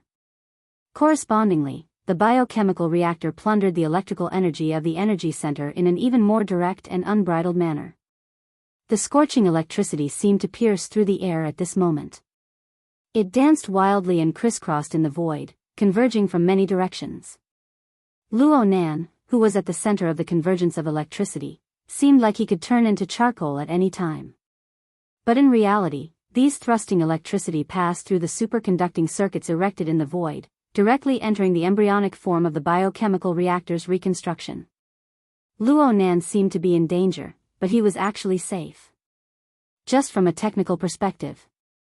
In a certain sense, the biochemical reactor was a new organ that grew outside of Luo Nan's body. But the minute changes inside had long since exceeded the precision limit of Luo Nan's mental senses. It was impossible for the current Luo Nan to dig up the details behind the proliferation of the reactor's main body. He could only refer to the design diagram in the database to deduce the current progress. The progress was much faster than he had imagined, but the resulting impact and consequences were far beyond his expectations. He knew that there was a problem with the power supply of the energy center to the surrounding area. There was a huge problem. Unless Quantum Corporation was completely blind, there was no reason for them not to see it. But he couldn't help but rejoice that he chose the right place to settle down. There were many shopping malls on this side of the central business district. There was no lack of nutrient substances and culture media. Don't look at them as ordinary toys. If one were to strictly follow the laws of mass and energy conversion, the difference in energy consumption would be an astronomical figure. Luo Nan swept up the goods in a frenzy after his successful robbery. Reality proved that his judgment was correct. The only mistake was that he consumed an entire night's supply in a short few minutes. Roy One, who was standing guard outside, walked in. She didn't say anything. But Luo Nan knew what she meant. Right now was indeed a critical moment. The airship of Quantum Corporation in the sky had already responded. They directly dropped down 2 deep blue squads, a total of 15 deep blue walkers. There were 3 B-rank powers among them. Even with Quantum Corporation's resources, this was probably the greatest force they could muster in the shortest amount of time. But Luo Nan's actions in the heart of Spring City caused several powerful people in the city to express their attention. There was an extraordinary among them, and he was of the mental side. The pressure he gave off was even greater. Even though it's still a bit lacking. Let's go. Luo Nan spat out a turbid breath and slowly took a step forward. And the biochemical reactor that was connected to the external neuron also felt some sort of pull. It moved closer to his position. When the distance between the two crossed a certain boundary, the mass of flesh and blood that was undergoing reconstruction suddenly expanded into a flesh membrane. It covered Luo Nan's head and face, and the crisscrossing electricity that filled the air gathered together. Luo Nan let out a muffled groan, and a layer of flesh, and fascia that seemed to have just grown rapidly spread out between the gaps of the exoskeleton armor that Luo Nan wore. The thickness of the membrane varied, and there were structures similar to blood vessels and nerves running through it. They were even exposed to the outside. They interweaved and blended together with the exoskeleton, drawing in dazzling electricity. The electricity flowed around Luo Nan's body, naturally forming a unique structure of surging and circulating electricity. It was said to be natural, but this structure was actually pieced together layer by layer in strict accordance with the relevant blueprints. Luo Nan received the stimulation of special information, and the key module that had always been hidden within the visor of his helmet, the divine binding hoop seized from Jin Tong, rose up from beneath Luo Nan's neck like a metal coil that streaked across an electric circuit. The opening of the hoop slightly expanded, drawing in the endlessly stretching fascia and blood vessels, and even the visible and invisible flames of electricity. The hoop streaked across Luo Nan's face to his forehead, and then it slightly contracted, just so happening to be stuck on Luo Nan's forehead. The newly formed fascia and blood vessels, along with the visible flames of electricity, stuck to Luo Nan's head. Only then did the visor of his helmet close. Psychological and physiological stimulation mixed together, forming a trembling feeling that could not be distinguished between hot and cold. It was instantly transmitted to every corner of Luo Nan's limbs and bones, reaching all the way to the ends of his body. It even extended to the void outside of his body, forming a faintly discernible path with the surging and raging flames of electricity in the surroundings. Luo Nan's will was guided inside without a doubt. Luo Nan was at a close distance, or perhaps it could be said that there was zero distance between him and the terrifying energy that was enough to turn him into ashes. Under such circumstances, no misdirection or deviation was permitted. If Luo Nan were to directly stir things up without any preparation, then even 10 or 100 Luo Nans would die. At this time, the true value of Luo Nan's 4 months of patience and preparation was reflected. He had already read and studied the spiritual light seed of Jin Tong. It could be said that he had learned the relevant knowledge of the general layout structure of the electromagnetism department. He had grasped the exquisite configuration that could be applied to a berserk electromagnetic environment. Well, Luo Nan's understanding and application of this configuration was at least 2 levels lower than the condensation ring. But at this very moment, it was enough under these circumstances. Plus, he still had the divine binding hoop. The light restraint on Luo Nan's forehead gave him a clear texture. And the virtual brain's interface completely reflected Luo Nan's current body, the fission and proliferation of flesh and blood tissues, and the exoskeleton armor that had been designed and modified long ago. This was the initial construction of a body and soul structure that was suitable for controlling the berserk electromagnetic power. Chapter 704. Report the latest situation in the Abyss Zone. Storm Intensity Level 4. No source of interference found. I repeat, no source of interference found. The frontline commander of this operation, the captain of the forest team, Yuanmu, confirmed the information with the airship again. The conclusion that entered his ears was like a fat worm covered in burrs that crawled into his brain from his ear canal. It made his facial nerves twitch with a dull pain. The face behind the metal visor probably had a toothache. Yuanmu subconsciously clenched his teeth. Please convert the storm's influence to the standard unit of interference in the Abyss Zone. No source of interference found. Unable to convert. Just give me a rough range. No source of interference found. Don't you King understand human language? The sudden rise in anger probably frightened the observer on the other side. The other side was silent for a full 10 seconds. Seeing that the destination was right in front of them, the observer replied. If there is indeed a source of interference in the storm, the predicted value is between 5 dg and 15 dg. Not extreme value? Not extreme value. Duration? It has already exceeded 200 seconds. Yuanmu listened quietly. On the other side, the captain of the Mars team, Spot of Light, sighed and cut to the chase. crushing 601 and 1501 also kneeling. According to the Abyss Zone Effectiveness Verification Standard of the Inner World, in the absence of obvious interference, the power projected into the Abyss Zone reached or approached 1 standard unit, 1 dg, and maintained a relative stability for 60 seconds. Maintaining a relative stability for 15 seconds under the impact of a combat level, with a lower limit of no less than 0. 1 standard unit, 1 could be considered a first-rate psychic ability user and could firmly stand among the ranks of Rank B. Industry insiders simplified it to 2 code names, 601 and 1501. In fact, among Rank B psychics, there were only a dozen or so people who could instantly exceed the limit of power projected to 5 dg. And to maintain this interference force for more than 3 minutes, one could only consider it within the range of extraordinaries. As for increasing it by 3 times, just the thought of it made the fat worm in his ear canal writhe even more violently. It was no wonder that the observer on the airship didn't dare to make such a judgment. The chaotic situation without any source of interference was one thing, but the value that came out of the conversion was beyond reason, which was the most fatal. At this moment, the 2 deep blue teams that had descended rapidly from the flying ship had a total of 15 deep blue walkers. They had activated their low-altitude maglev thrusters and were gliding noiselessly between the forest of tall buildings. The central CBD area in the north of Spring City was shrouded in darkness. The hundreds of tall buildings were like pillars of smoke painted on the night sky, and the scattered lights that were embellished came from the electronic and lighting equipment of the citizens trapped in this area.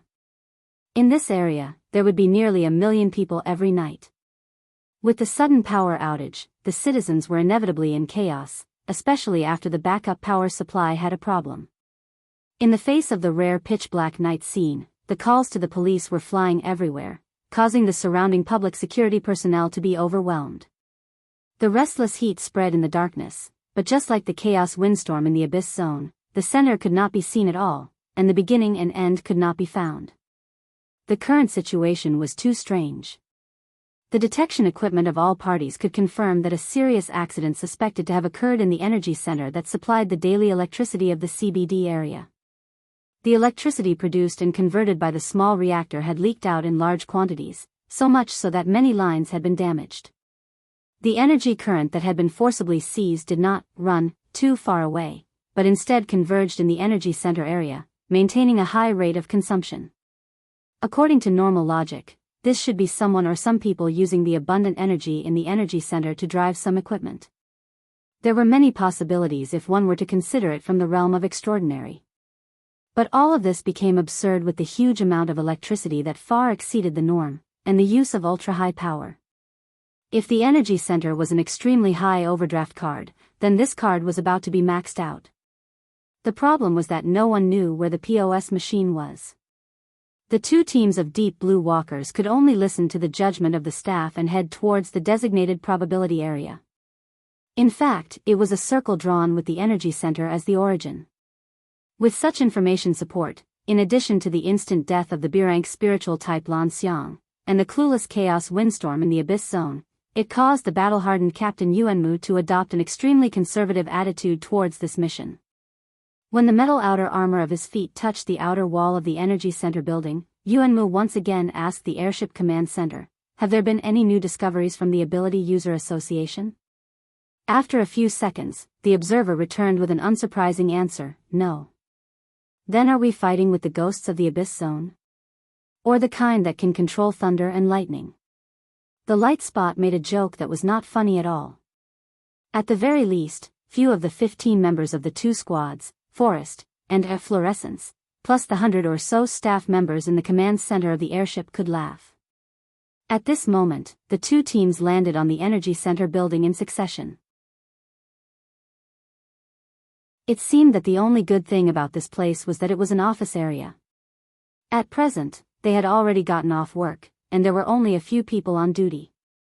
Moreover, they had already obeyed orders from above to evacuate in time. At least there would be a relatively spacious battlefield if they really encountered any troublesome ghosts, lightning-swallowing aberrations, and the like. Spot of Light was still letting his imagination run wild. Maybe we found an aberration that likes to drink electricity. That bro just had a full meal. What I mean is, it's really hard to imagine that a strong person who just completed a perfect robbery would stay in Spring City until now, and even use this kind of method to lure us all here. Yuanmu calmly said, Deep Blue has confirmed that the lost item is still in Spring City. What about the exact location? Also, do you want to confirm it again? Yuanmu fell silent again.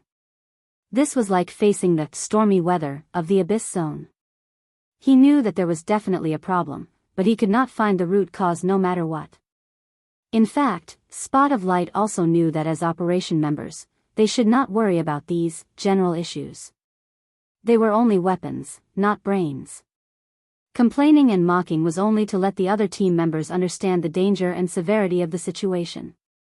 Next, the two captains began to discuss the specific operation plan. Should we split up? How many numbers do you have in the Abyss Zone? I'm not a psychic. Other than Oak, there's no one here who's psychic. Alright, about 0. 2. If everyone plays with domains, we can occasionally reach the 5 DG limit. It's about the same on my side. Oak may be psychic, but he's more defensive. His limit is about 1. 4, so, understood. We'll follow your lead. The two captains quickly reached a consensus. The greatest advantage of the Deep Blue Walkers system was that they could rely on the format of fire to build a format space and effectively display their collective strength. They could fuse the strength of several or even dozens of people into a furnace, until they could achieve a powerful power that was close to an extraordinary domain.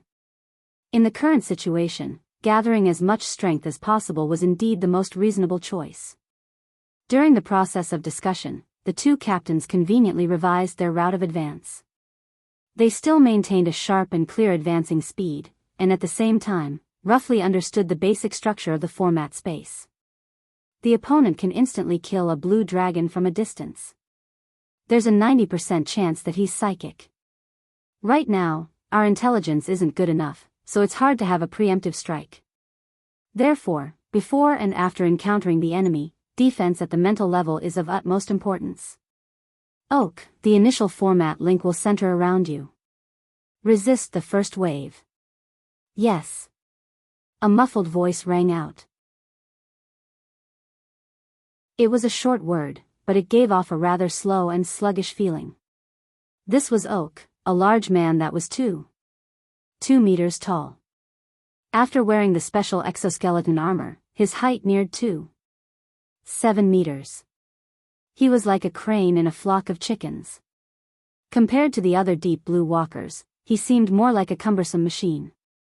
But aside from the two captains, he was another B-rank powerhouse. Moreover, he was an extremely rare burner that leaned towards the psychic side.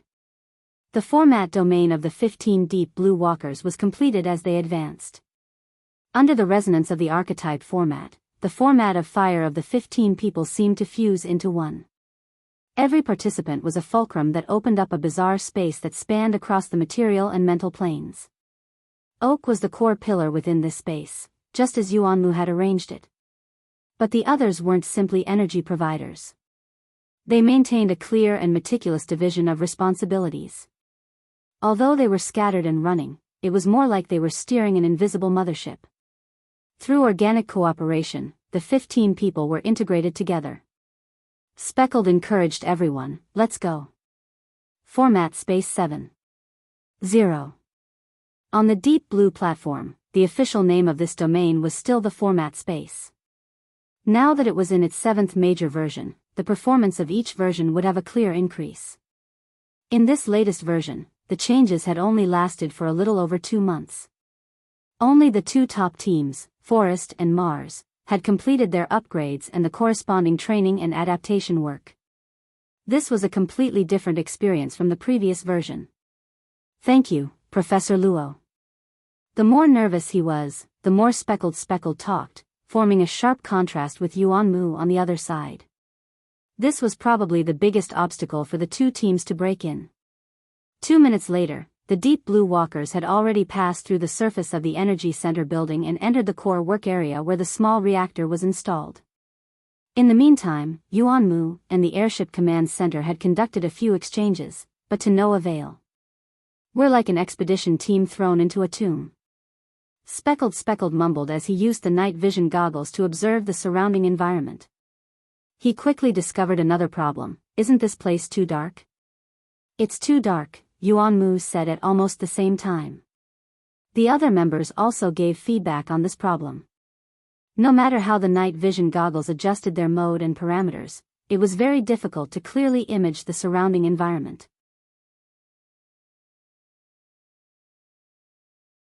Chapter 705. A few seconds later, the command center contacted Yuanmu and said that there was a problem in the area the operation team was in.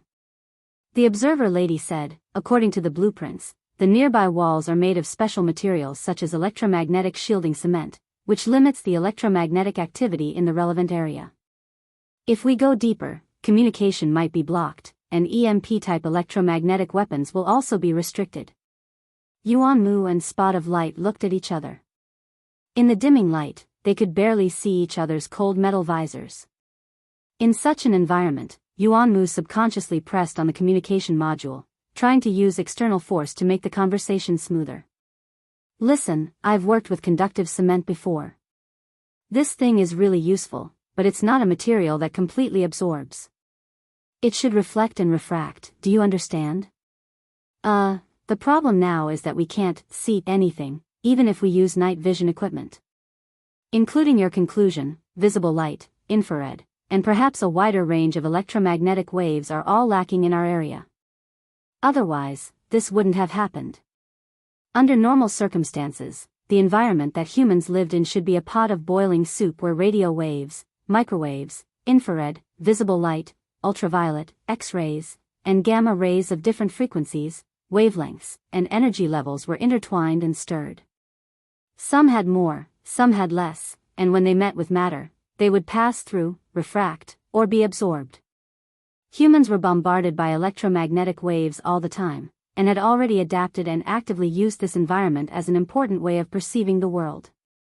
And now, the situation that the Deep Blue team, Forest and Fluorescence were facing was that the closer they got to the reactor, the thinner the electromagnetic waves became, to the point that some layers had even formed a continuous void. This was not a natural phenomenon, nor was it a reasonable interference phenomenon. A monster that swallows electricity. Spot of Light was not in the mood for a long explanation, and only emphasized the key words before turning to the only person in the team who was psychic. "Oak, give an answer, even a guess is fine." Oak had been trying to do a more detailed exploration of the surrounding environment, and the formatted space had given him a lot of support. At least, he could reach from the abyss to the electromagnetic environment on the material plane. This was a shocking breadth, but it was not easy to get a clear answer. He was silent for more than 10 seconds, and then suddenly went against the tactical order, and turned on the headlamp on his helmet. The blinding light tore through the darkness and headed straight for the end of the tunnel. Fortunately, the sensitivity of the instrument was extremely high, and the parameters were automatically adjusted, so the tragedy of a group of people suddenly became real blind was avoided. Oak. As soon as Yuanmu's rebuke was heard, the sudden increase in the brightness of the outside world decreased at a visible rate. In the eyes of the members of the operation team, the darkness was like a virus that spread wantonly, killing every single photon in the air. It even swarmed to the light source on Oak's forehead, and after a few breaths, there was only a faint cold light coming from there, and it was quickly dimming. Under the dim light, everyone was silent. Oak then said, "Electromagnetic waves are matter and also energy. Energy and matter will not disappear into thin air." Rather than saying that it was an answer or a guess, it was more like a rule of the normal world. This rule was very strict. Even if it seemed to be on the verge of collapse under the impact of extraordinary powers, it could still limit the change of all things in the world. If the actual situation seemed to deviate from it, then the basic direction was clear. And Oak's experiment showed that the actual situation was much more violent and intense than previously imagined. The two captains looked at each other again, and simultaneously thought of a significant change on another level. Abyssal storm? Yuanmu stated his basic guess, and Spot had the courage to show his imagination. That is to say, this is probably a reverse interference. The electricity that leaked out, including most of the electromagnetic waves in this area, was transferred to the abyssal area through a certain channel, forming that storm. The monster that swallowed electricity doesn't exist, or rather, its stomach is in the abyssal area. Yuanmu frowned. Why? Do we need him to show us the relevant paper? Spot directly turned off the night vision goggles. It was meaningless to turn on the equipment in such an environment. He would rather believe in the well-tempered format of fire and the formatted space built on that foundation. Yuanmu soon realized that it was pointless to get to the bottom of it. The spreading darkness was just a byproduct, a hole formed by stripping the ubiquitous electromagnetic waves from the side of the body. The truly terrifying enemy was still in the depths of the darkness. So, he quickly ordered, switch to pure sensory mode. Oak, activate sensory sharing. Fortress detection module will be activated in 10 seconds. After giving the order, Yuanmu thought of Oak's previous extreme behavior, which was obviously different from usual. He also knew that as a psychic, Oak was under more pressure than the others. After hesitating for a moment, he asked in private. Can you hold on? Oak did not directly respond, but simply carried out the order. Soon, the eyes of the team members lit up again, and the sensory results were reconstructed according to the information integration mode they were used to, temporarily freeing them from the predicament of being blind.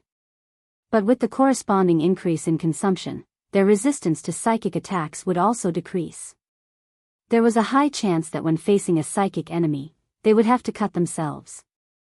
That was a compromise to reality. No commander would be willing to make such a decision.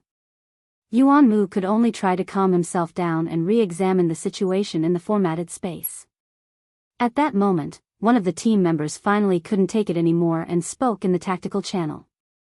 If we're also a source of radiation, does that mean we're being absorbed too? The silence persisted for about 5 seconds. Spot chuckled. Perhaps. Right now, we've already entered a certain gentleman's domain. A person who can control light. How should I express this?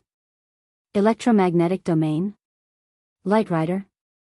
The exoskeleton armor's communication module issued a warning as soon as he finished speaking, indicating that communication with the outside world had been seriously affected.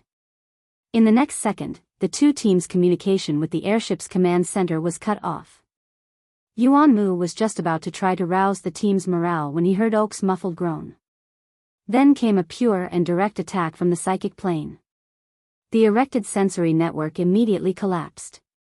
15 deep blue walkers were suddenly thrown onto the isolated island. What greeted them was a wave of stifling darkness.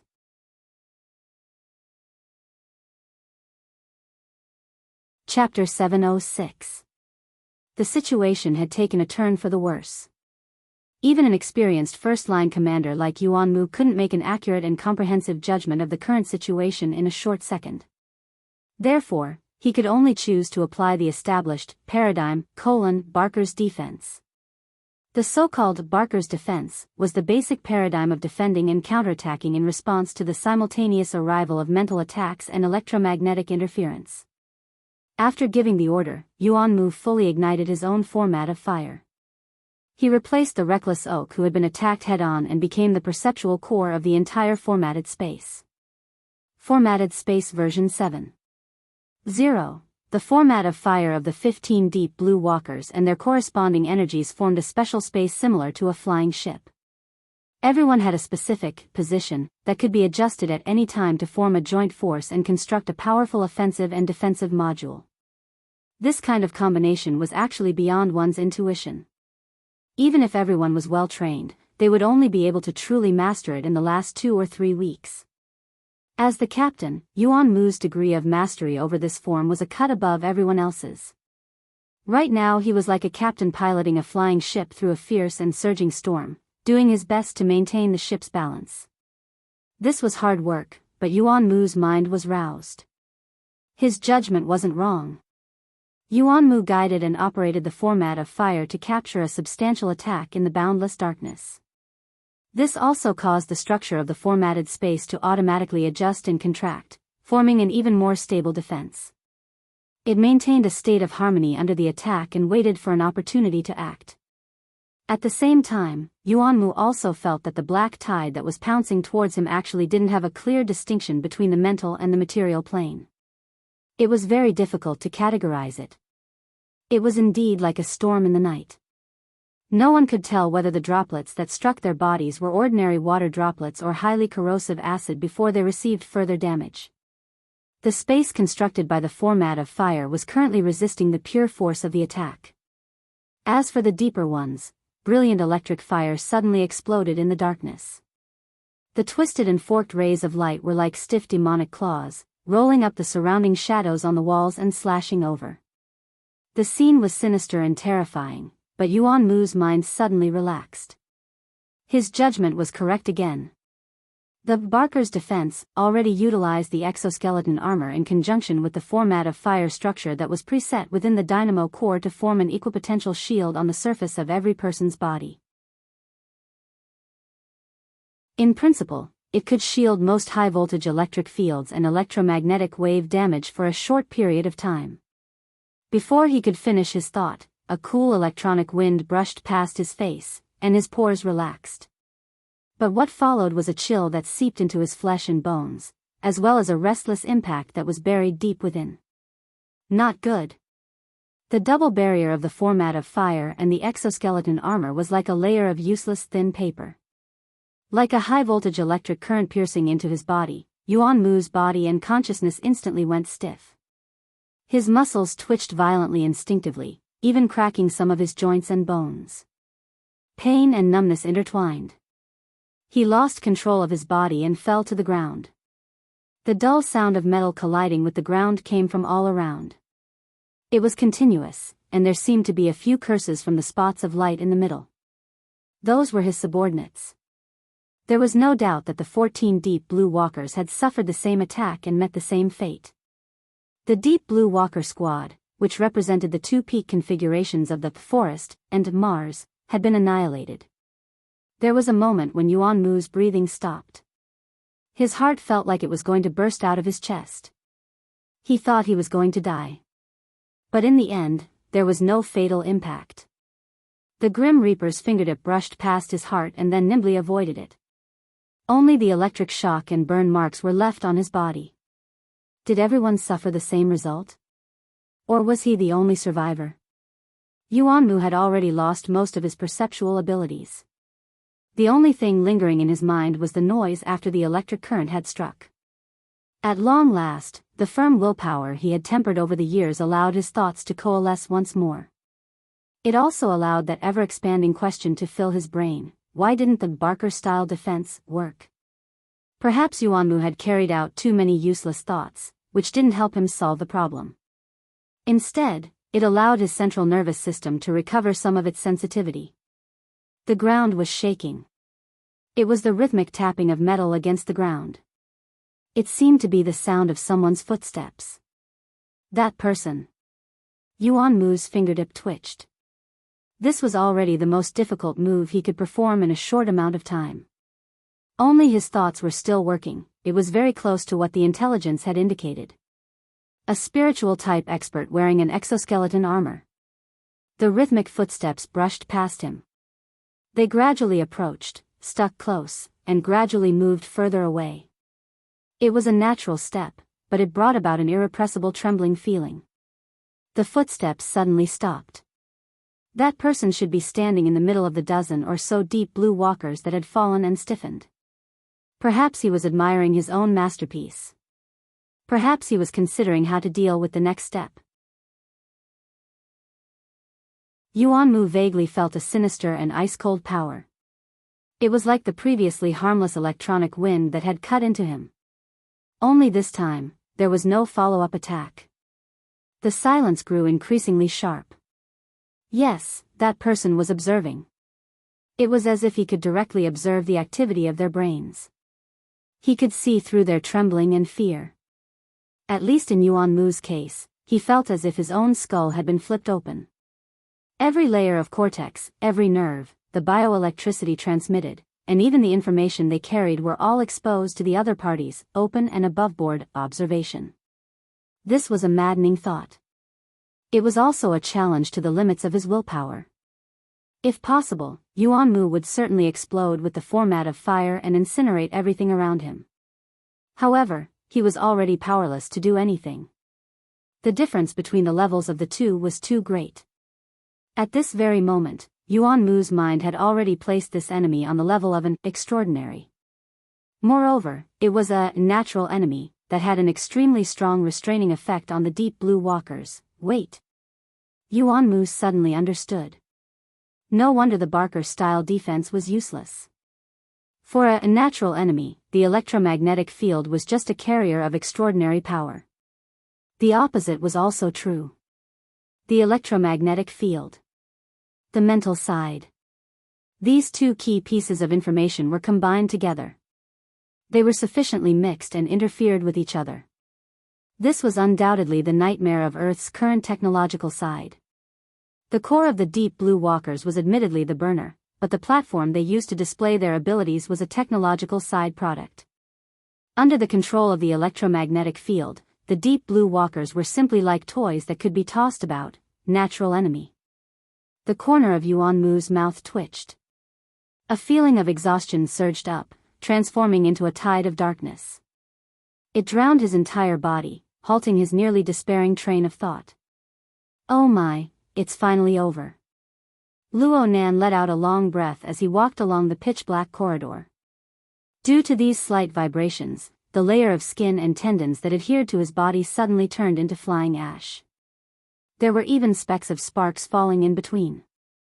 The high-voltage electric current that passed through here captured the closest good conductor. It looked as if it was about to backfire. The soul-binding hoop hummed and trembled, effectively restraining the operation of the electromagnetic field. It diverted the powerful electric current that could injure Luo Nan into the void. The electric current collided with the storm in the abyss and dissipated into nothingness. Good stuff. Luo Nan still didn't know where Jean Tong obtained this piece of equipment. But as far as the virtual brain system was concerned, the soul-binding hoop was indeed one of the most suitable equipment for ability users of the mental side. It was especially effective in the aspect of electromagnetic and supernatural powers. Jean Tong's being able to obtain this piece of equipment was indeed a great fortune. But he had actually become a fleshly body. Luo Nan really didn't understand what sort of twists and turns were going on inside. Unfortunately, ordinary base materials were simply unable to withstand the pressure of an extraordinary. The biochemical reactor was a product that consumed a lot of energy.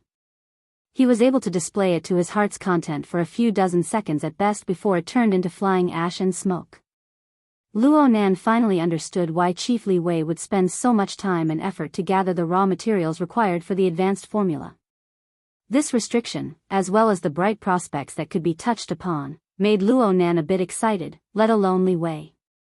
It could be imagined that if the advanced formula was used in the biochemical reactor to burn and forge materials with a bearing capacity of 3 to 5 times that of ordinary base materials, the success rate of the hunting operation in the cloud world would increase to over 60% at the very least. But looking at it from a realistic point of view, this didn't seem to be any easier than hunting Gong Qi himself.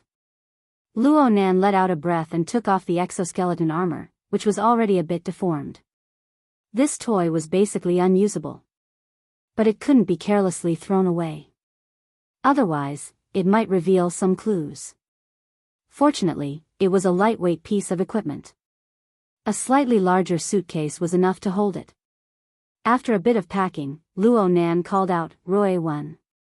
The little girl appeared noiselessly beside him. She pressed down on the suitcase, then she disappeared. She should be at the forward operating base 500 kilometers away when she reappeared. There's no need to be anxious. Luo Nan seized the time to remind her. Roy 1 certainly consumed energy to travel through space. Though she had never complained of being tired, it was hard for others to guess where her limits were. Luo Nan wasn't willing to challenge this, so he gave Roy 1 ample time to adjust. Luo Nan took advantage of the current electromagnetic interference that was still present. All the sensing equipment was limited and he slowly walked out of the energy center building. He seamlessly joined the stream of people cursing and fumbling within the pitch-black night. It wasn't easy for him to complete the experiment, but all the materials were gray. All he heard was a sound. Fortunately, he wasn't completely without harvests. At the very least, he understood that it wasn't easy to control the electromagnetic configuration. He was still far from being able to do as he pleased. He could only follow the few simple paradigms presented by the virtual brain system. He imitated them and tried to combine them. He still needed a lot of practice if he really wanted to use it in actual combat against an extraordinary like Gong Qi. The problem was that the base materials had become consumables. This was something that burned money. Oh, it wasn't like there was no way to solve this problem.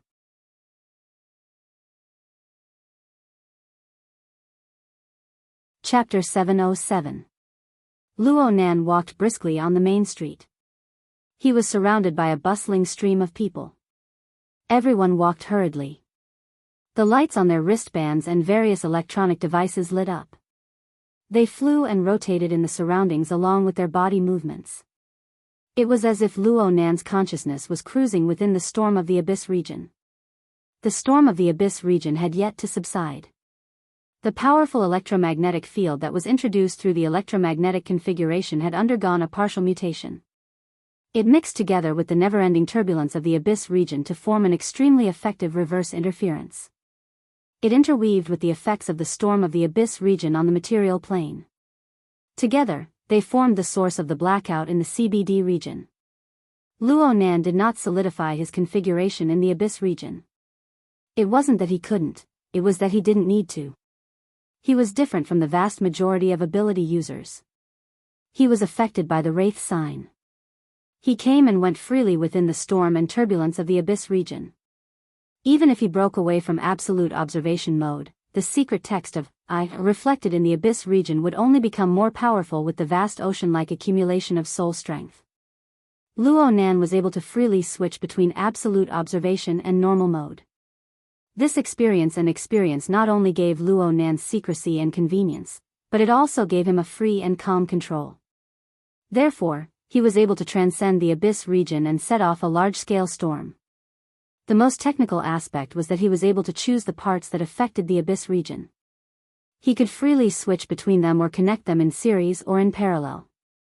For example, at this moment, the mysterious character was reflected in the Abyss region under the support of the Wraith sign. It was completely empty, like a pedestrian that overlapped with the surrounding dark scenery. However, there were two sources of light on its body. One was the condensation ring configuration, and the other was the electromagnetic configuration. The condensation ring was the carrier for the expansion of perception, and the other formed an enormous source of interference. The two operated in parallel, forming a domain that could make one vomit blood. The condensation ring configuration, which had been tempered 1,000 times, was relatively introverted and stable. The electromagnetic configuration, which had just been condensed, was much more lively. It flew and revolved around the secret text of I. It shone with resplendent light. Every time it converged, there would be a slight change. It adapted to the environment of the Abyss region and resonated with the material plane. It seemed omnipotent to control the omnipresent electromagnetic field. Luo Nan did not think of himself as Zeus. He did not forget that he was just a middle school student who solved problems according to established paradigms. Therefore, he was generally quite calm.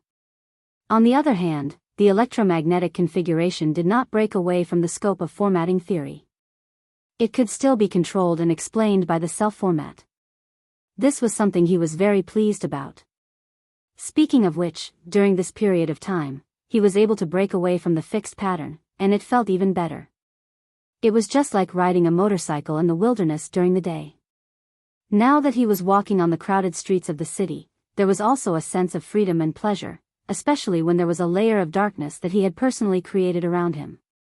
This feeling was different from when he was in the wilderness. Over there, he could do anything he wanted. But here, he had to do something no matter what. There were people passing by him at all times. If Luo Nan wanted to, he could make these people dance according to his will. There was practically no difficulty at all. That should be quite interesting, but also quite scary. Luo Nan was amused by his own thoughts. He clapped his hands and naturally received the cutting gazes of the surrounding people. Everyone, you don't have to thank me. I'm just a young man with a high moral standard. Luo Nan chuckled again. In any case, no one here recognized him. He wouldn't have the omnipresent location of the psychic wave network, and he wouldn't have to walk on the streets with the security arrangements of open and hidden sentries. Brother Ikuan, I love you, but you should just die from your position as a bodyguard. Live on as a sparring partner. Luo Nan's footsteps grew more and more agile. He hummed the guitar song that Roy Wen often practiced. He walked a long distance before he began to count down. 3, 2, 1. The electric current passed through millions of wires. The constrained electric and magnetic fields flipped back and forth, driving countless motors and gears. They also radiated a chaotic mess of high and low frequency bands. The light here was like the continuous notes played by a pianist's fingers. They appeared in a clear rhythm, and then they ended with a glorious chorus of accents. The buzzing of electrical appliances filled every building and every street. The background noise became clamorous, but this was the breathing sound of life in today's city. The tens of thousands of people on the streets let out sighs of relief. There were even louder cheers. Of course, there were also curses in between. But no matter what, the electricity had come. Luo Nan stretched his body under this piece of light. I'm done. Pack up. The transition between darkness and light brought about a new wave of chaos. Luo Nan threaded his way through the stream of people going back and forth. He soon turned a corner and headed down from this shopping mall to where he had placed his off-road motorcycle. It wasn't even 11:00 at night. He would take advantage of the night to walk another 500 kilometers of mountain roads and return to the forward operating base. If the airdrop went smoothly and the deviation was small, he would be able to make it in time for tomorrow's breakfast. Aside from nutritious soup, he would also be able to have Cat Eyes bring a portion of tofu pudding. Perfect. Luo Nan turned into the elevator lobby of the shopping mall. It was already quite late, and with the addition of the power outage, the flow of people at the scene of the shopping mall was quite low. Everyone didn't have the mood to continue strolling, let alone those unlucky bastards who had been trapped on the higher floors. Most people were like Luo Nan. They took the elevator to the parking lot and prepared to leave. Therefore, the 10 elevators in the elevator lobby were unexpectedly full for several waves in a row. He shook his head and simply left the elevator lobby. He prepared to take the fire escape route. There were many other people who had the same idea. It was bustling with activity. Luo Nan mixed into the stream of people and walked forward at a pace that was neither fast nor slow. But there was still a distance between him and the fire escape door when his eyelids blinked. Oh my, the efficiency is off the charts. On Luo Nan's sensor network, police cars were closing in on the vicinity of the off-road motorcycle that was a key marker. The special police force members didn't wait for the motorcycle to come to a complete stop before jumping off one by one to protect the technicians. They used the mentality of removing mines and explosives to surround the novice motorcycle that had only traveled 500 kilometers. Oh, that's not right. It was more like some sort of boss going on patrol. Should he snatch it back? Forget it. He didn't have any enmity with the Spring City government or the military. He had already gone a bit overboard today, so he shouldn't push their nerves any further. Luo Nan's thoughts changed and he basically said goodbye to this off-road vehicle that he had just obtained not too long ago. What awaited it was perhaps to be dismembered into 8 pieces by the analysis center and be thoroughly investigated for any and all clues. Actually, it was quite easy to drive. Luo Nan gave a sigh of grief for his own mount. He deviated from the route and walked straight out of the shopping mall. There was a slight change in his plans. Right now he needed to find an off-road vehicle. Otherwise, he wouldn't have the ability to jump across the air.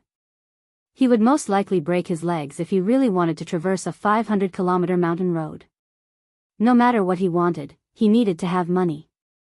Luo Nan opened the virtual interface of his wristband and looked at the reserves in his personal treasury.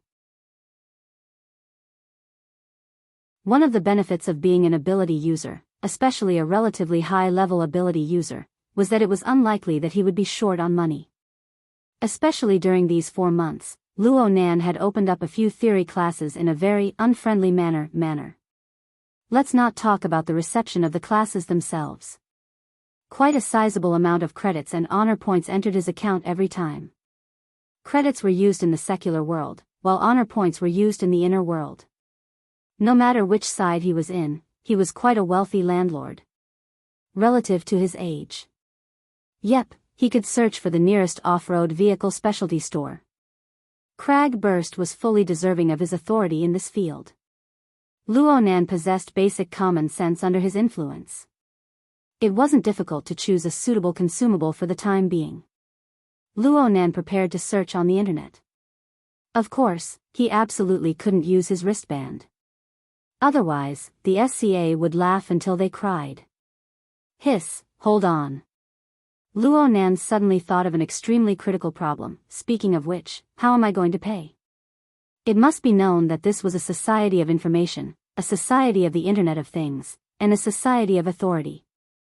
Legal residents only had one ID. All of their personal actions, network traces, and terminal consumption were all expended from this ID account. Even if the government blew the skies and placed privacy in the most important position, Luo Nan knew very well that practically everyone was transparent when faced with the government's machinery and capital power. As long as the SCA willed it, a person's time, place, store, method of consumption, amount of consumption. These basic information were simply like thick ink marks scribbled on a piece of white paper. They were clear, accurate, and completely exposed. Just like how he couldn't connect to the internet in broad daylight, he couldn't spend money in broad daylight either. The situation was even more serious. He could use the external neuron to create a shortcut when it came to connecting to the internet. But if he used the external neuron for things like transactions where both parties were willing to do it, was this a robbery? Of course, the authority network of the secular world couldn't cover everything.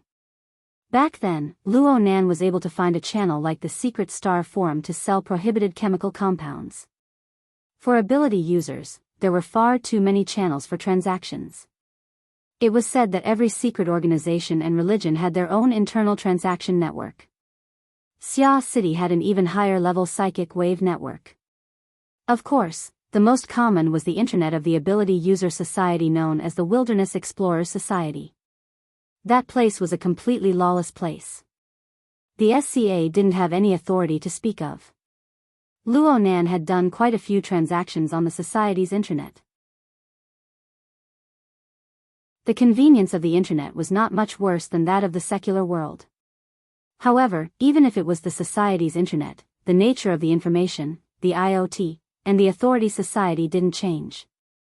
The major powers who controlled the resources of the network could strip away all sorts of privacy protections at any time to peek at the most core secrets. Luo Nan, a hot topic who should have been studying in Xia City, doing experiments, and doing research, didn't use any means of transportation. He didn't have any travel information, but he appeared 2,000 kilometers away on the streets of Spring City in the span of a few hours. He even bought an off-road motorcycle through the society's internet. If he really did it, the various intelligence organizations of the inner world would no longer need to worry about their bonuses for the month.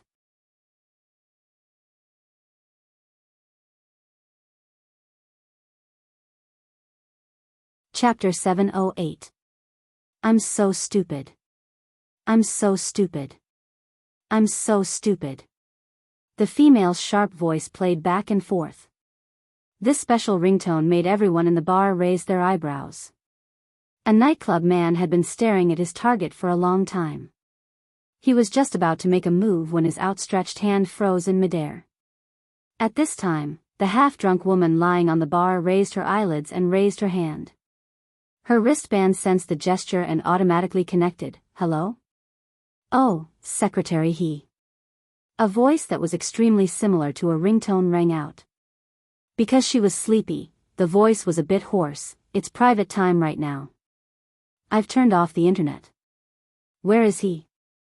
How would I know? In any case, he's not in my bed. Roy 1. That little girl loves to play hide and seek the most. You count to 10 and then call out. Maybe she'll jump out. TSK. You're really annoying. Cat Eyes struggled to sit up from the bar and shook her head.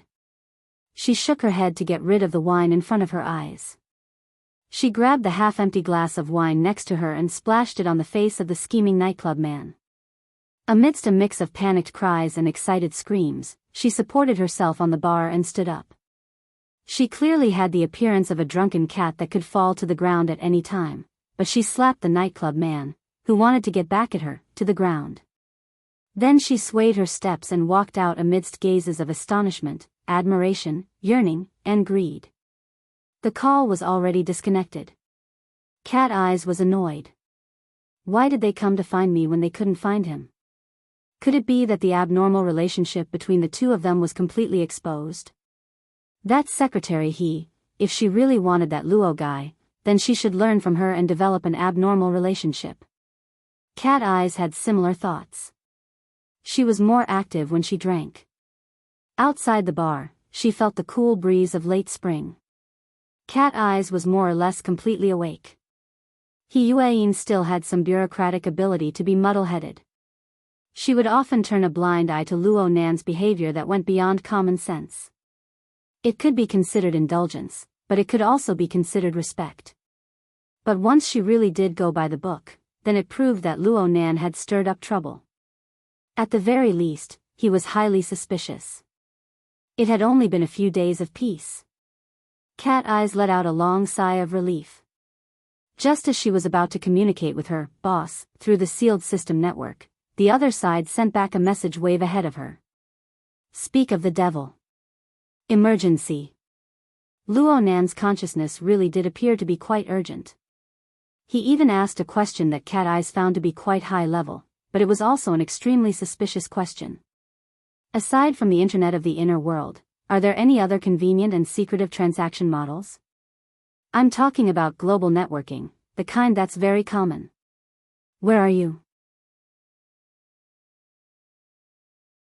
Cat Eyes' words hit the nail on the head. She also revealed the latest news in a rather exaggerated manner.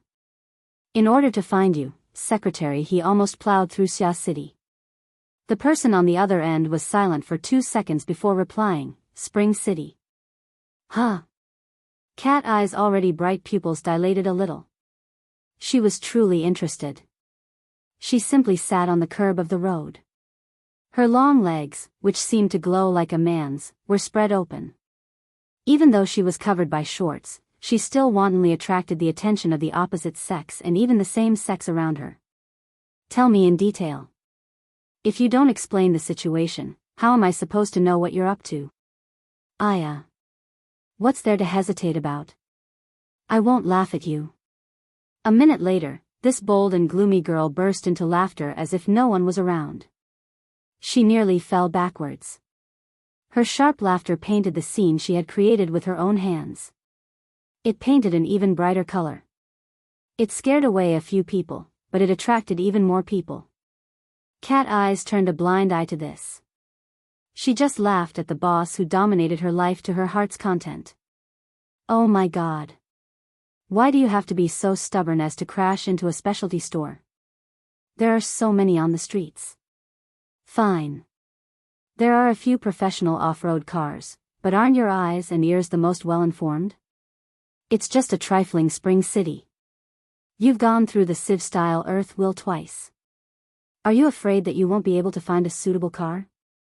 The person on the other end was silent for a moment. Finally, a shout was heard. Isn't that just stealing? How can I do that kind of thing? This shout was not so much a rejection of morality. It was better to say that it was a shameful anger that came from a brain turning a corner. Cat Eyes grinned. Wait a minute. Let me look at the news. TSK. Spring City Central Business District. Over 20 minutes of power outage. This kind of loss should be in the tens of millions. You've just burned someone's tens of millions, and now you're even arguing about a car. Boss, Your way of thinking is truly rare in the world. I'm impressed. How can accident and intentional compare? The voice on the other end gradually weakened. It was obvious that he couldn't find a more convincing reason. At this time, Cat Eyes took a step back. Fine, fine. After all, this is an atypical situation. But are you sure you don't want to use a quick and convenient method? Of course. The bitter taste of reaping the fruits of one's own actions seemed to seep in from 2,000 kilometers away. Cat Eyes laughed in satisfaction at this, but she didn't want to go too far. In the end, a lawful boy was better than a chaotic boss. She thought about how a certain person had a bag full of money but couldn't spend it. His methods were wrapped in a cocoon of his own making. He was all alone 2,000 kilometers away. It was quite pitiful. So, she generously offered a solution. Isn't it easy to spend the money? I'll send you an app. You install it on your wristband. I don't need to say more about the security measures. You can't do anything else, but you can still use it temporarily. The other side also felt relieved. He thanked her over and over, completely lacking the demeanor of a boss. Unfortunately, there were strict and even harsh restrictions on the authority of the closed system. Such an intense contrast made it hard for the dark clouds in the bottom of Cat Eyes' heart to be blown open, scattering the radiance of delight. The wristband rang again. I'm so stupid. I'm so stupid. I'm so stupid. The corner of Cat Eyes' mouth twitched. In the end, she still accepted the call with a slight arc, seeing how the other side called out, "Sister Cat Eyes," several times. "I'll give you a cover." While Cat Eyes was weaving her web of lies, Luo Nan had just finished downloading the app through the link provided by Cat Eyes in Xia City 2,000 kilometers away. Cat Eyes reminded him that he needed to take proper security measures. Luo Nan was even more ruthless. He directly downloaded the app onto his external neuron, the virtual brain system. Let's see what can trick him this time. The name of the app was very straightforward. It was called Transaction. The first interface that opened after installation was a three-dimensional map of the world. Hundreds and thousands of dots of light were scattered across the map like scattered stars. They were distributed in various locations around the world. Looking carefully, Luo Nan discovered that these dots of light were not only located in the world's 88 large metropolitan areas, but they were also scattered throughout the vast non-urban areas. Cat Eyes didn't explain too much to him, but the novice guide built into the app was quite humane. Luo Nan soon realized that each of these thousands of dots of light was a hidden transaction location. The foundation of their existence was the vagabond tribes that were inharmonious with the modern metropolis civilization. They were located in every corner of the world. That's right. These transaction locations were established by vagabonds of the wilderness. They followed the migration of the vagabond tribes and moved without end. The transaction locations represented by each dot of light weren't necessarily accurate. They were constantly changing. They were reflected on the app, and they weren't refreshed in real time. However, with the implementation of the Vagabond Act in recent years, large amounts of vagabonds returned to the cities. Many of the tribe's transaction locations entered the cities as well. Their existence was reasonable. Their existence was demand. These flea markets, that were completely separated from the social network of authority, had their own value to vagabonds, to ability users, and to certain people who sought convenience. They were able to survive within the cracks of policy and human relations. They had a far more stable environment than the wilderness. The app showed that there were 2 vagabond transaction locations in Spring City alone. There was a brief description of the goods and information. Online shopping didn't exist here. Only face-to-face transactions were possible. Due to the special nature of the transaction locations, the barter model was a bit more popular. If one wanted to use credits or honor points, one would have to pay a rather heart-wrenching commission fee. Luo Nan first confirmed the goods and then looked at the distance. He finally chose the U-Hole market that was about 40 kilometers away from the CBD. Yep. This was the closest one. He still needed to check the bus routes. Wait a minute. If he didn't want to leave behind any traces and maintain his moral standards, then this method wouldn't do. Hiss. Luo Nan raised his head to look at the night sky that was once again obscured by light pollution. He suddenly felt that it would be quite good to burn off a few tens of millions. Luo Nan had recently been learning stealth and rapid movement techniques from Red Fox. He hadn't given up on the cultivation of the 9 orifices 6 roots technique. His physical fitness was still steadily increasing. However, running a marathon that was twice as fast as the world record was still tiring. And this was the plateau. It was already midnight in Spring City when Luo Nan entered the recycling stratum of Spring City while panting slightly according to the route indicated by the app. The sound of his panting was exceptionally clear in the silent and dark alleys of the building. It attracted the gazes of many people in the shadows.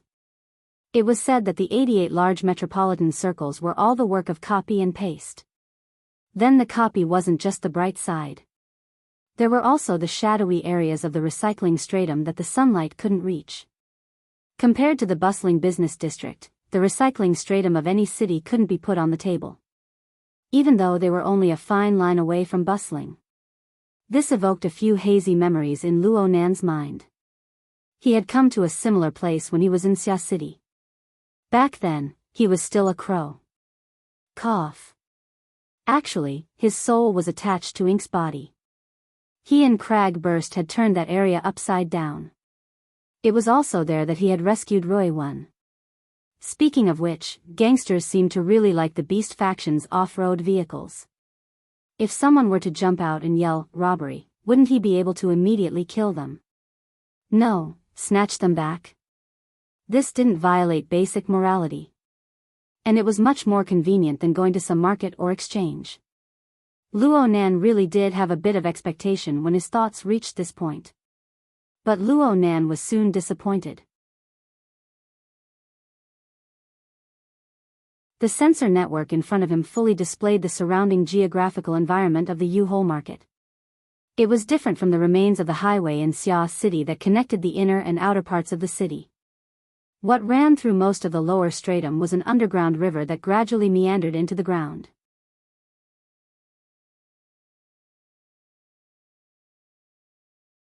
Chapter 709. Since Luo Nan was unable to take shortcuts, the so-called robbery and counter-robbery became dull and uninteresting. However, there were some people hidden in the shadowy corners. They held a deep interest in a target who was walking alone in a narrow alley near midnight. There were more than one greedy gaze that roamed Luo Nan's body in an attempt to find traces of luxury goods. There were also some people who had purer inclinations towards happiness.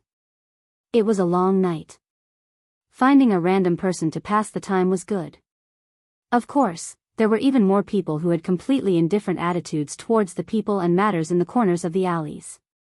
They shut their doors and windows and went to sleep, saving energy for tomorrow's livelihood. Or they tossed and turned in their own little world.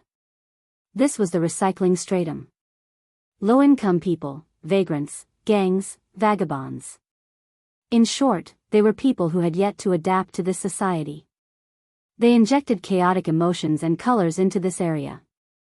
In terms of spectrum, it wasn't to the point of despair, but it was quite far from normal. Emotions and desires were directly visible in Luo Nan's eyes, but he didn't believe that comprehending the mysteries within was an easy matter. If he were to make an inappropriate analogy, it would be like an electromagnetic wave. Visible light was only a small and insignificant part of its long spectrum. There were far too many other deadly things hidden deep within the indescribable layers. Luo Nan was just like the brilliant sun that was rolling within the abyss. Even though it was separated by an endless distance of space and time, it transmitted a tiny bit of heat. The divine ability it created made Luo Nan feel deep fear and reverence. Every time Luo Nan tried to understand it, he would always have the painful experience of drawing fire to his body. Even his body and mind would be out of balance for a few days. After a few times, his entire body was on the verge of collapse. In comparison, the ice-cold virtual brain system seemed much more amiable. In recent months, Luo Nan had devoted himself to the preparatory work of planning his hunt in the clouds. It had been a long time since he had taken the initiative to warm himself. Tonight, he was affected by the emotional atmosphere of the recycling stratum. His telepathic thoughts drifted over and was unexpectedly scorched. His mind was a bit gloomy. He didn't have the mood to play the game of snatching and counter-snatching. He simply released a bit of mental oppression. It didn't have much lethality, but it was enough to make the brains of the people around him feel as if they were being pricked by needles. Whoever had more evil thoughts would suffer a more miserable backlash. Luo Nan had been roasted by the abyssal sunwolf for several months, but it wasn't as if Luo Nan hadn't gained anything at all. He learned these little tricks without having to learn them. Soon, a series of groans came from the darkness. The floating malice was like a mosquito that had been sprayed with medicine. It hummed and scattered in all directions. After that, the surroundings became completely quiet. Those who were able to stand guard outside the vagrant exchange knew how to behave, even if they were gangsters. With so many aptitude users entering and exiting, even if there was only 1% or 1,000th chance of conflict, it would be enough to beat this group of people into submission like dogs. Luo Nan was able to easily arrive at the pier that led to the U-Hole Market, the main entrance. The entrance that connected the mortal world, the inner world, and the underground black market was placed in this not-so-remote location. There would certainly be some concealment. What appeared on the outside was a sealed-off factory area. It was currently in a state of desolation. Luo Nan didn't know what it used to be. It looked like it was riddled with holes, and even the main entrance was covered in rust. In fact, it was sealed quite tightly. It was hard to get a full view of it from the densely packed high-rise buildings in the surroundings. Luo Nan followed the instructions on the app and found the verification switch on the dirty main entrance. He entered the verification code, but the main entrance didn't move. Instead, a small door to the side opened. After entering the factory area, there was a wide, two-way, 6-lane road in front of Luo Nan. It led directly to the pier.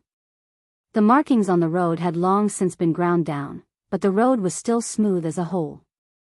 It was probably a remnant of the factory's early days. Behind the main entrance were a dozen or so old electric scooters. They could be considered a means of transportation. There was quite a bit of distance between the main entrance of the factory area and the pier. Luo Nan didn't pay attention to them. He sized up the place with a few glances. He saw an armed robot guard that had just entered standby mode in the guard room to the side of the main entrance. Opposite the guard room was a disguise room. Well, even though the shop was quite cold and cheerless, the service was quite meticulous. Disguises and modifications were a must if Luo Nan wanted to achieve a perfect crime. Right now Luo Nan's face was smeared with Red Fox's secret color-changing ointment. He appeared quite a bit older than his actual age, but it was just a simple disguise. It was hard for others to notice any flaws in his movements that were as fast as thunder. There were certainly not enough people in a place like this where there were too many eyes. Luo Nan didn't hesitate. He directly entered the disguise room. The door guard room was just the entrance. The true disguise room was deep underground. It could be considered a completely different world. There were many dressing rooms arranged inside the disguise room. It looked like it could accommodate a dozen or 20 people changing their appearances at the same time. This didn't seem like a black market. It seemed more like the backstage of a small theater. Luo Nan was half fumbling and half looking for fun. He followed the guidance of the AI housekeeper in the disguise room and picked a dressing room to enter. He touched here and looked there. He looked at the hundreds of different disguise techniques. Many of them were fully operated by AI. They didn't require any human intervention. It could be considered an eye-opener. However, Luo Nan didn't play any fancy tricks according to Cat Eye's instructions. He just chose the simplest and crudest method of wearing a mask and a cloak. He spent more of his energy on another set of equipment. Aside from changing his appearance, the dressing room also had a credit exchange facility. Traders who came to the black market could exchange credit points from the secular world and honor points from the inner world for black market currency. It was said to be quite safe, but Cat Eyes didn't recommend it. This was because the exchange facility had an excellent credit system attached to it. These were Cat Eyes' words. Luo Nan held on to his curiosity and abandoned the currency exchange function of the system interface. He chose the credit rating to the side. According to Cat Eyes, one could obtain a credit loan through this credit rating. To be more precise, it was a free startup fund for professionals. The system required the trader to display their professional skills and use their ability level to exchange for a certain amount of money. This money was purely a gift. It was anonymous and didn't need to be repaid. There were no traces to speak of. Praise the Bo Lu who was willing to burn money. The system interface began to display basic options: fleshly side, mental side. Of course Luo Nan chose the fleshly side. He had to disguise himself. The system clearly didn't possess the ability to distinguish between lies and lies. It easily let him pass. Next, it asked about professional skills. Luo Nan chose the mechanical design, processing, and assembly column from the long list. He had learned the basics of engineering from worker Zhai over the past half a year. He had also learned how to assemble, modify, and operate the exoskeleton platform. He also had the support of the virtual brain system. This was indeed the skill he could bring out the most in the secular world. According to worker Zhai's evaluation, being an engineer in their maintenance center was more than enough. The system seemed to place a bit more emphasis on professional skills. A new window immediately popped up after Luo Nan made his choice. The new window was actually a virtual work area. It displayed a perspective view of an oil pressure servo system that had been damaged by an external impact. There was even a set of virtual tools lined up next to it. What Luo Nan needed to do was to eliminate the malfunction, repair the damage, and let the servo system operate once again under a limited set of tools and time. You still use oil pressure? Such an ancient design? Luo Nan should rejoice. Worker Zhai's teaching style was more traditional, and his foundation was quite solid. He could still solve this problem.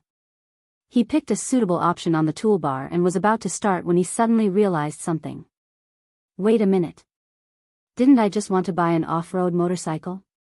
Why is it that long-distance running, disguise, and problem-solving are getting more and more complicated? He rubbed his head, only to touch the cloak he had just put on. This made Luo Nan chuckle. Who cares?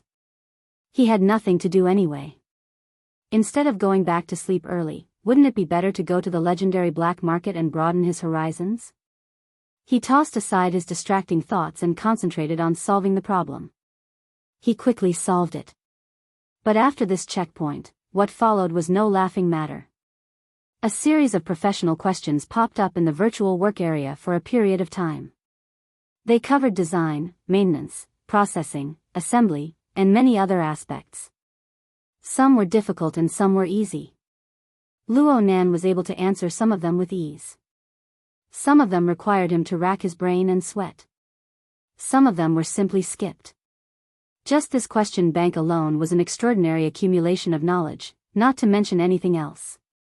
In particular, there were practically no theoretical questions within. All of them were concrete and detailed examples that were used. The Imperial exam required practical experience. In comparison, the knowledge that worker Zhai imparted was a bit more academic. Fortunately, they had been together for the past few months. They had dismantled various exoskeleton platforms. They had accumulated a large amount of experience. Luo Nan had set up a forward operating base from scratch in the desolate wilderness. He had encountered and solved many problems, so he wasn't blindly scratching his head. Even so, there were some problems that Luo Nan had to refer to the structure of the virtual brain system in order to pass the test. Luo Nan was truly drenched in cold sweat after this round of testing. He hadn't been this nervous even when he faced two teams of Deep Blue Squad at the Energy Center. But this also allowed him to have a more detailed understanding of the flaws in his own knowledge structure. His overall train of thought was clear. When he faced the interface that indicated that the evaluation was complete, he simply wanted to return to the starting interface and refresh again. The current Luo Nan had a whole new level of respect for the Vagrant Exchange. Think about it. It was just mechanical design and processing, yet there was such a rich question bank. There were dozens of categories of various sizes. Wouldn't the scale be even more terrifying when all of them were added together? Luo Nan really wanted to make a copy and bring it back. The disguise and credit evaluation had been completed while Luo Nan was sighing with emotion. Luo Nan looked into the mirror. Inside was a cloaked and masked man. He could tell with a single glance that the man had disguised himself. It was a crude arrangement that said, "I just don't want you to know who I am." The concealment function became more and more effective. You're tuning into the Dreamy Love Stories YouTube channel. Don't forget to subscribe and join us on this journey to catch the most captivating stories.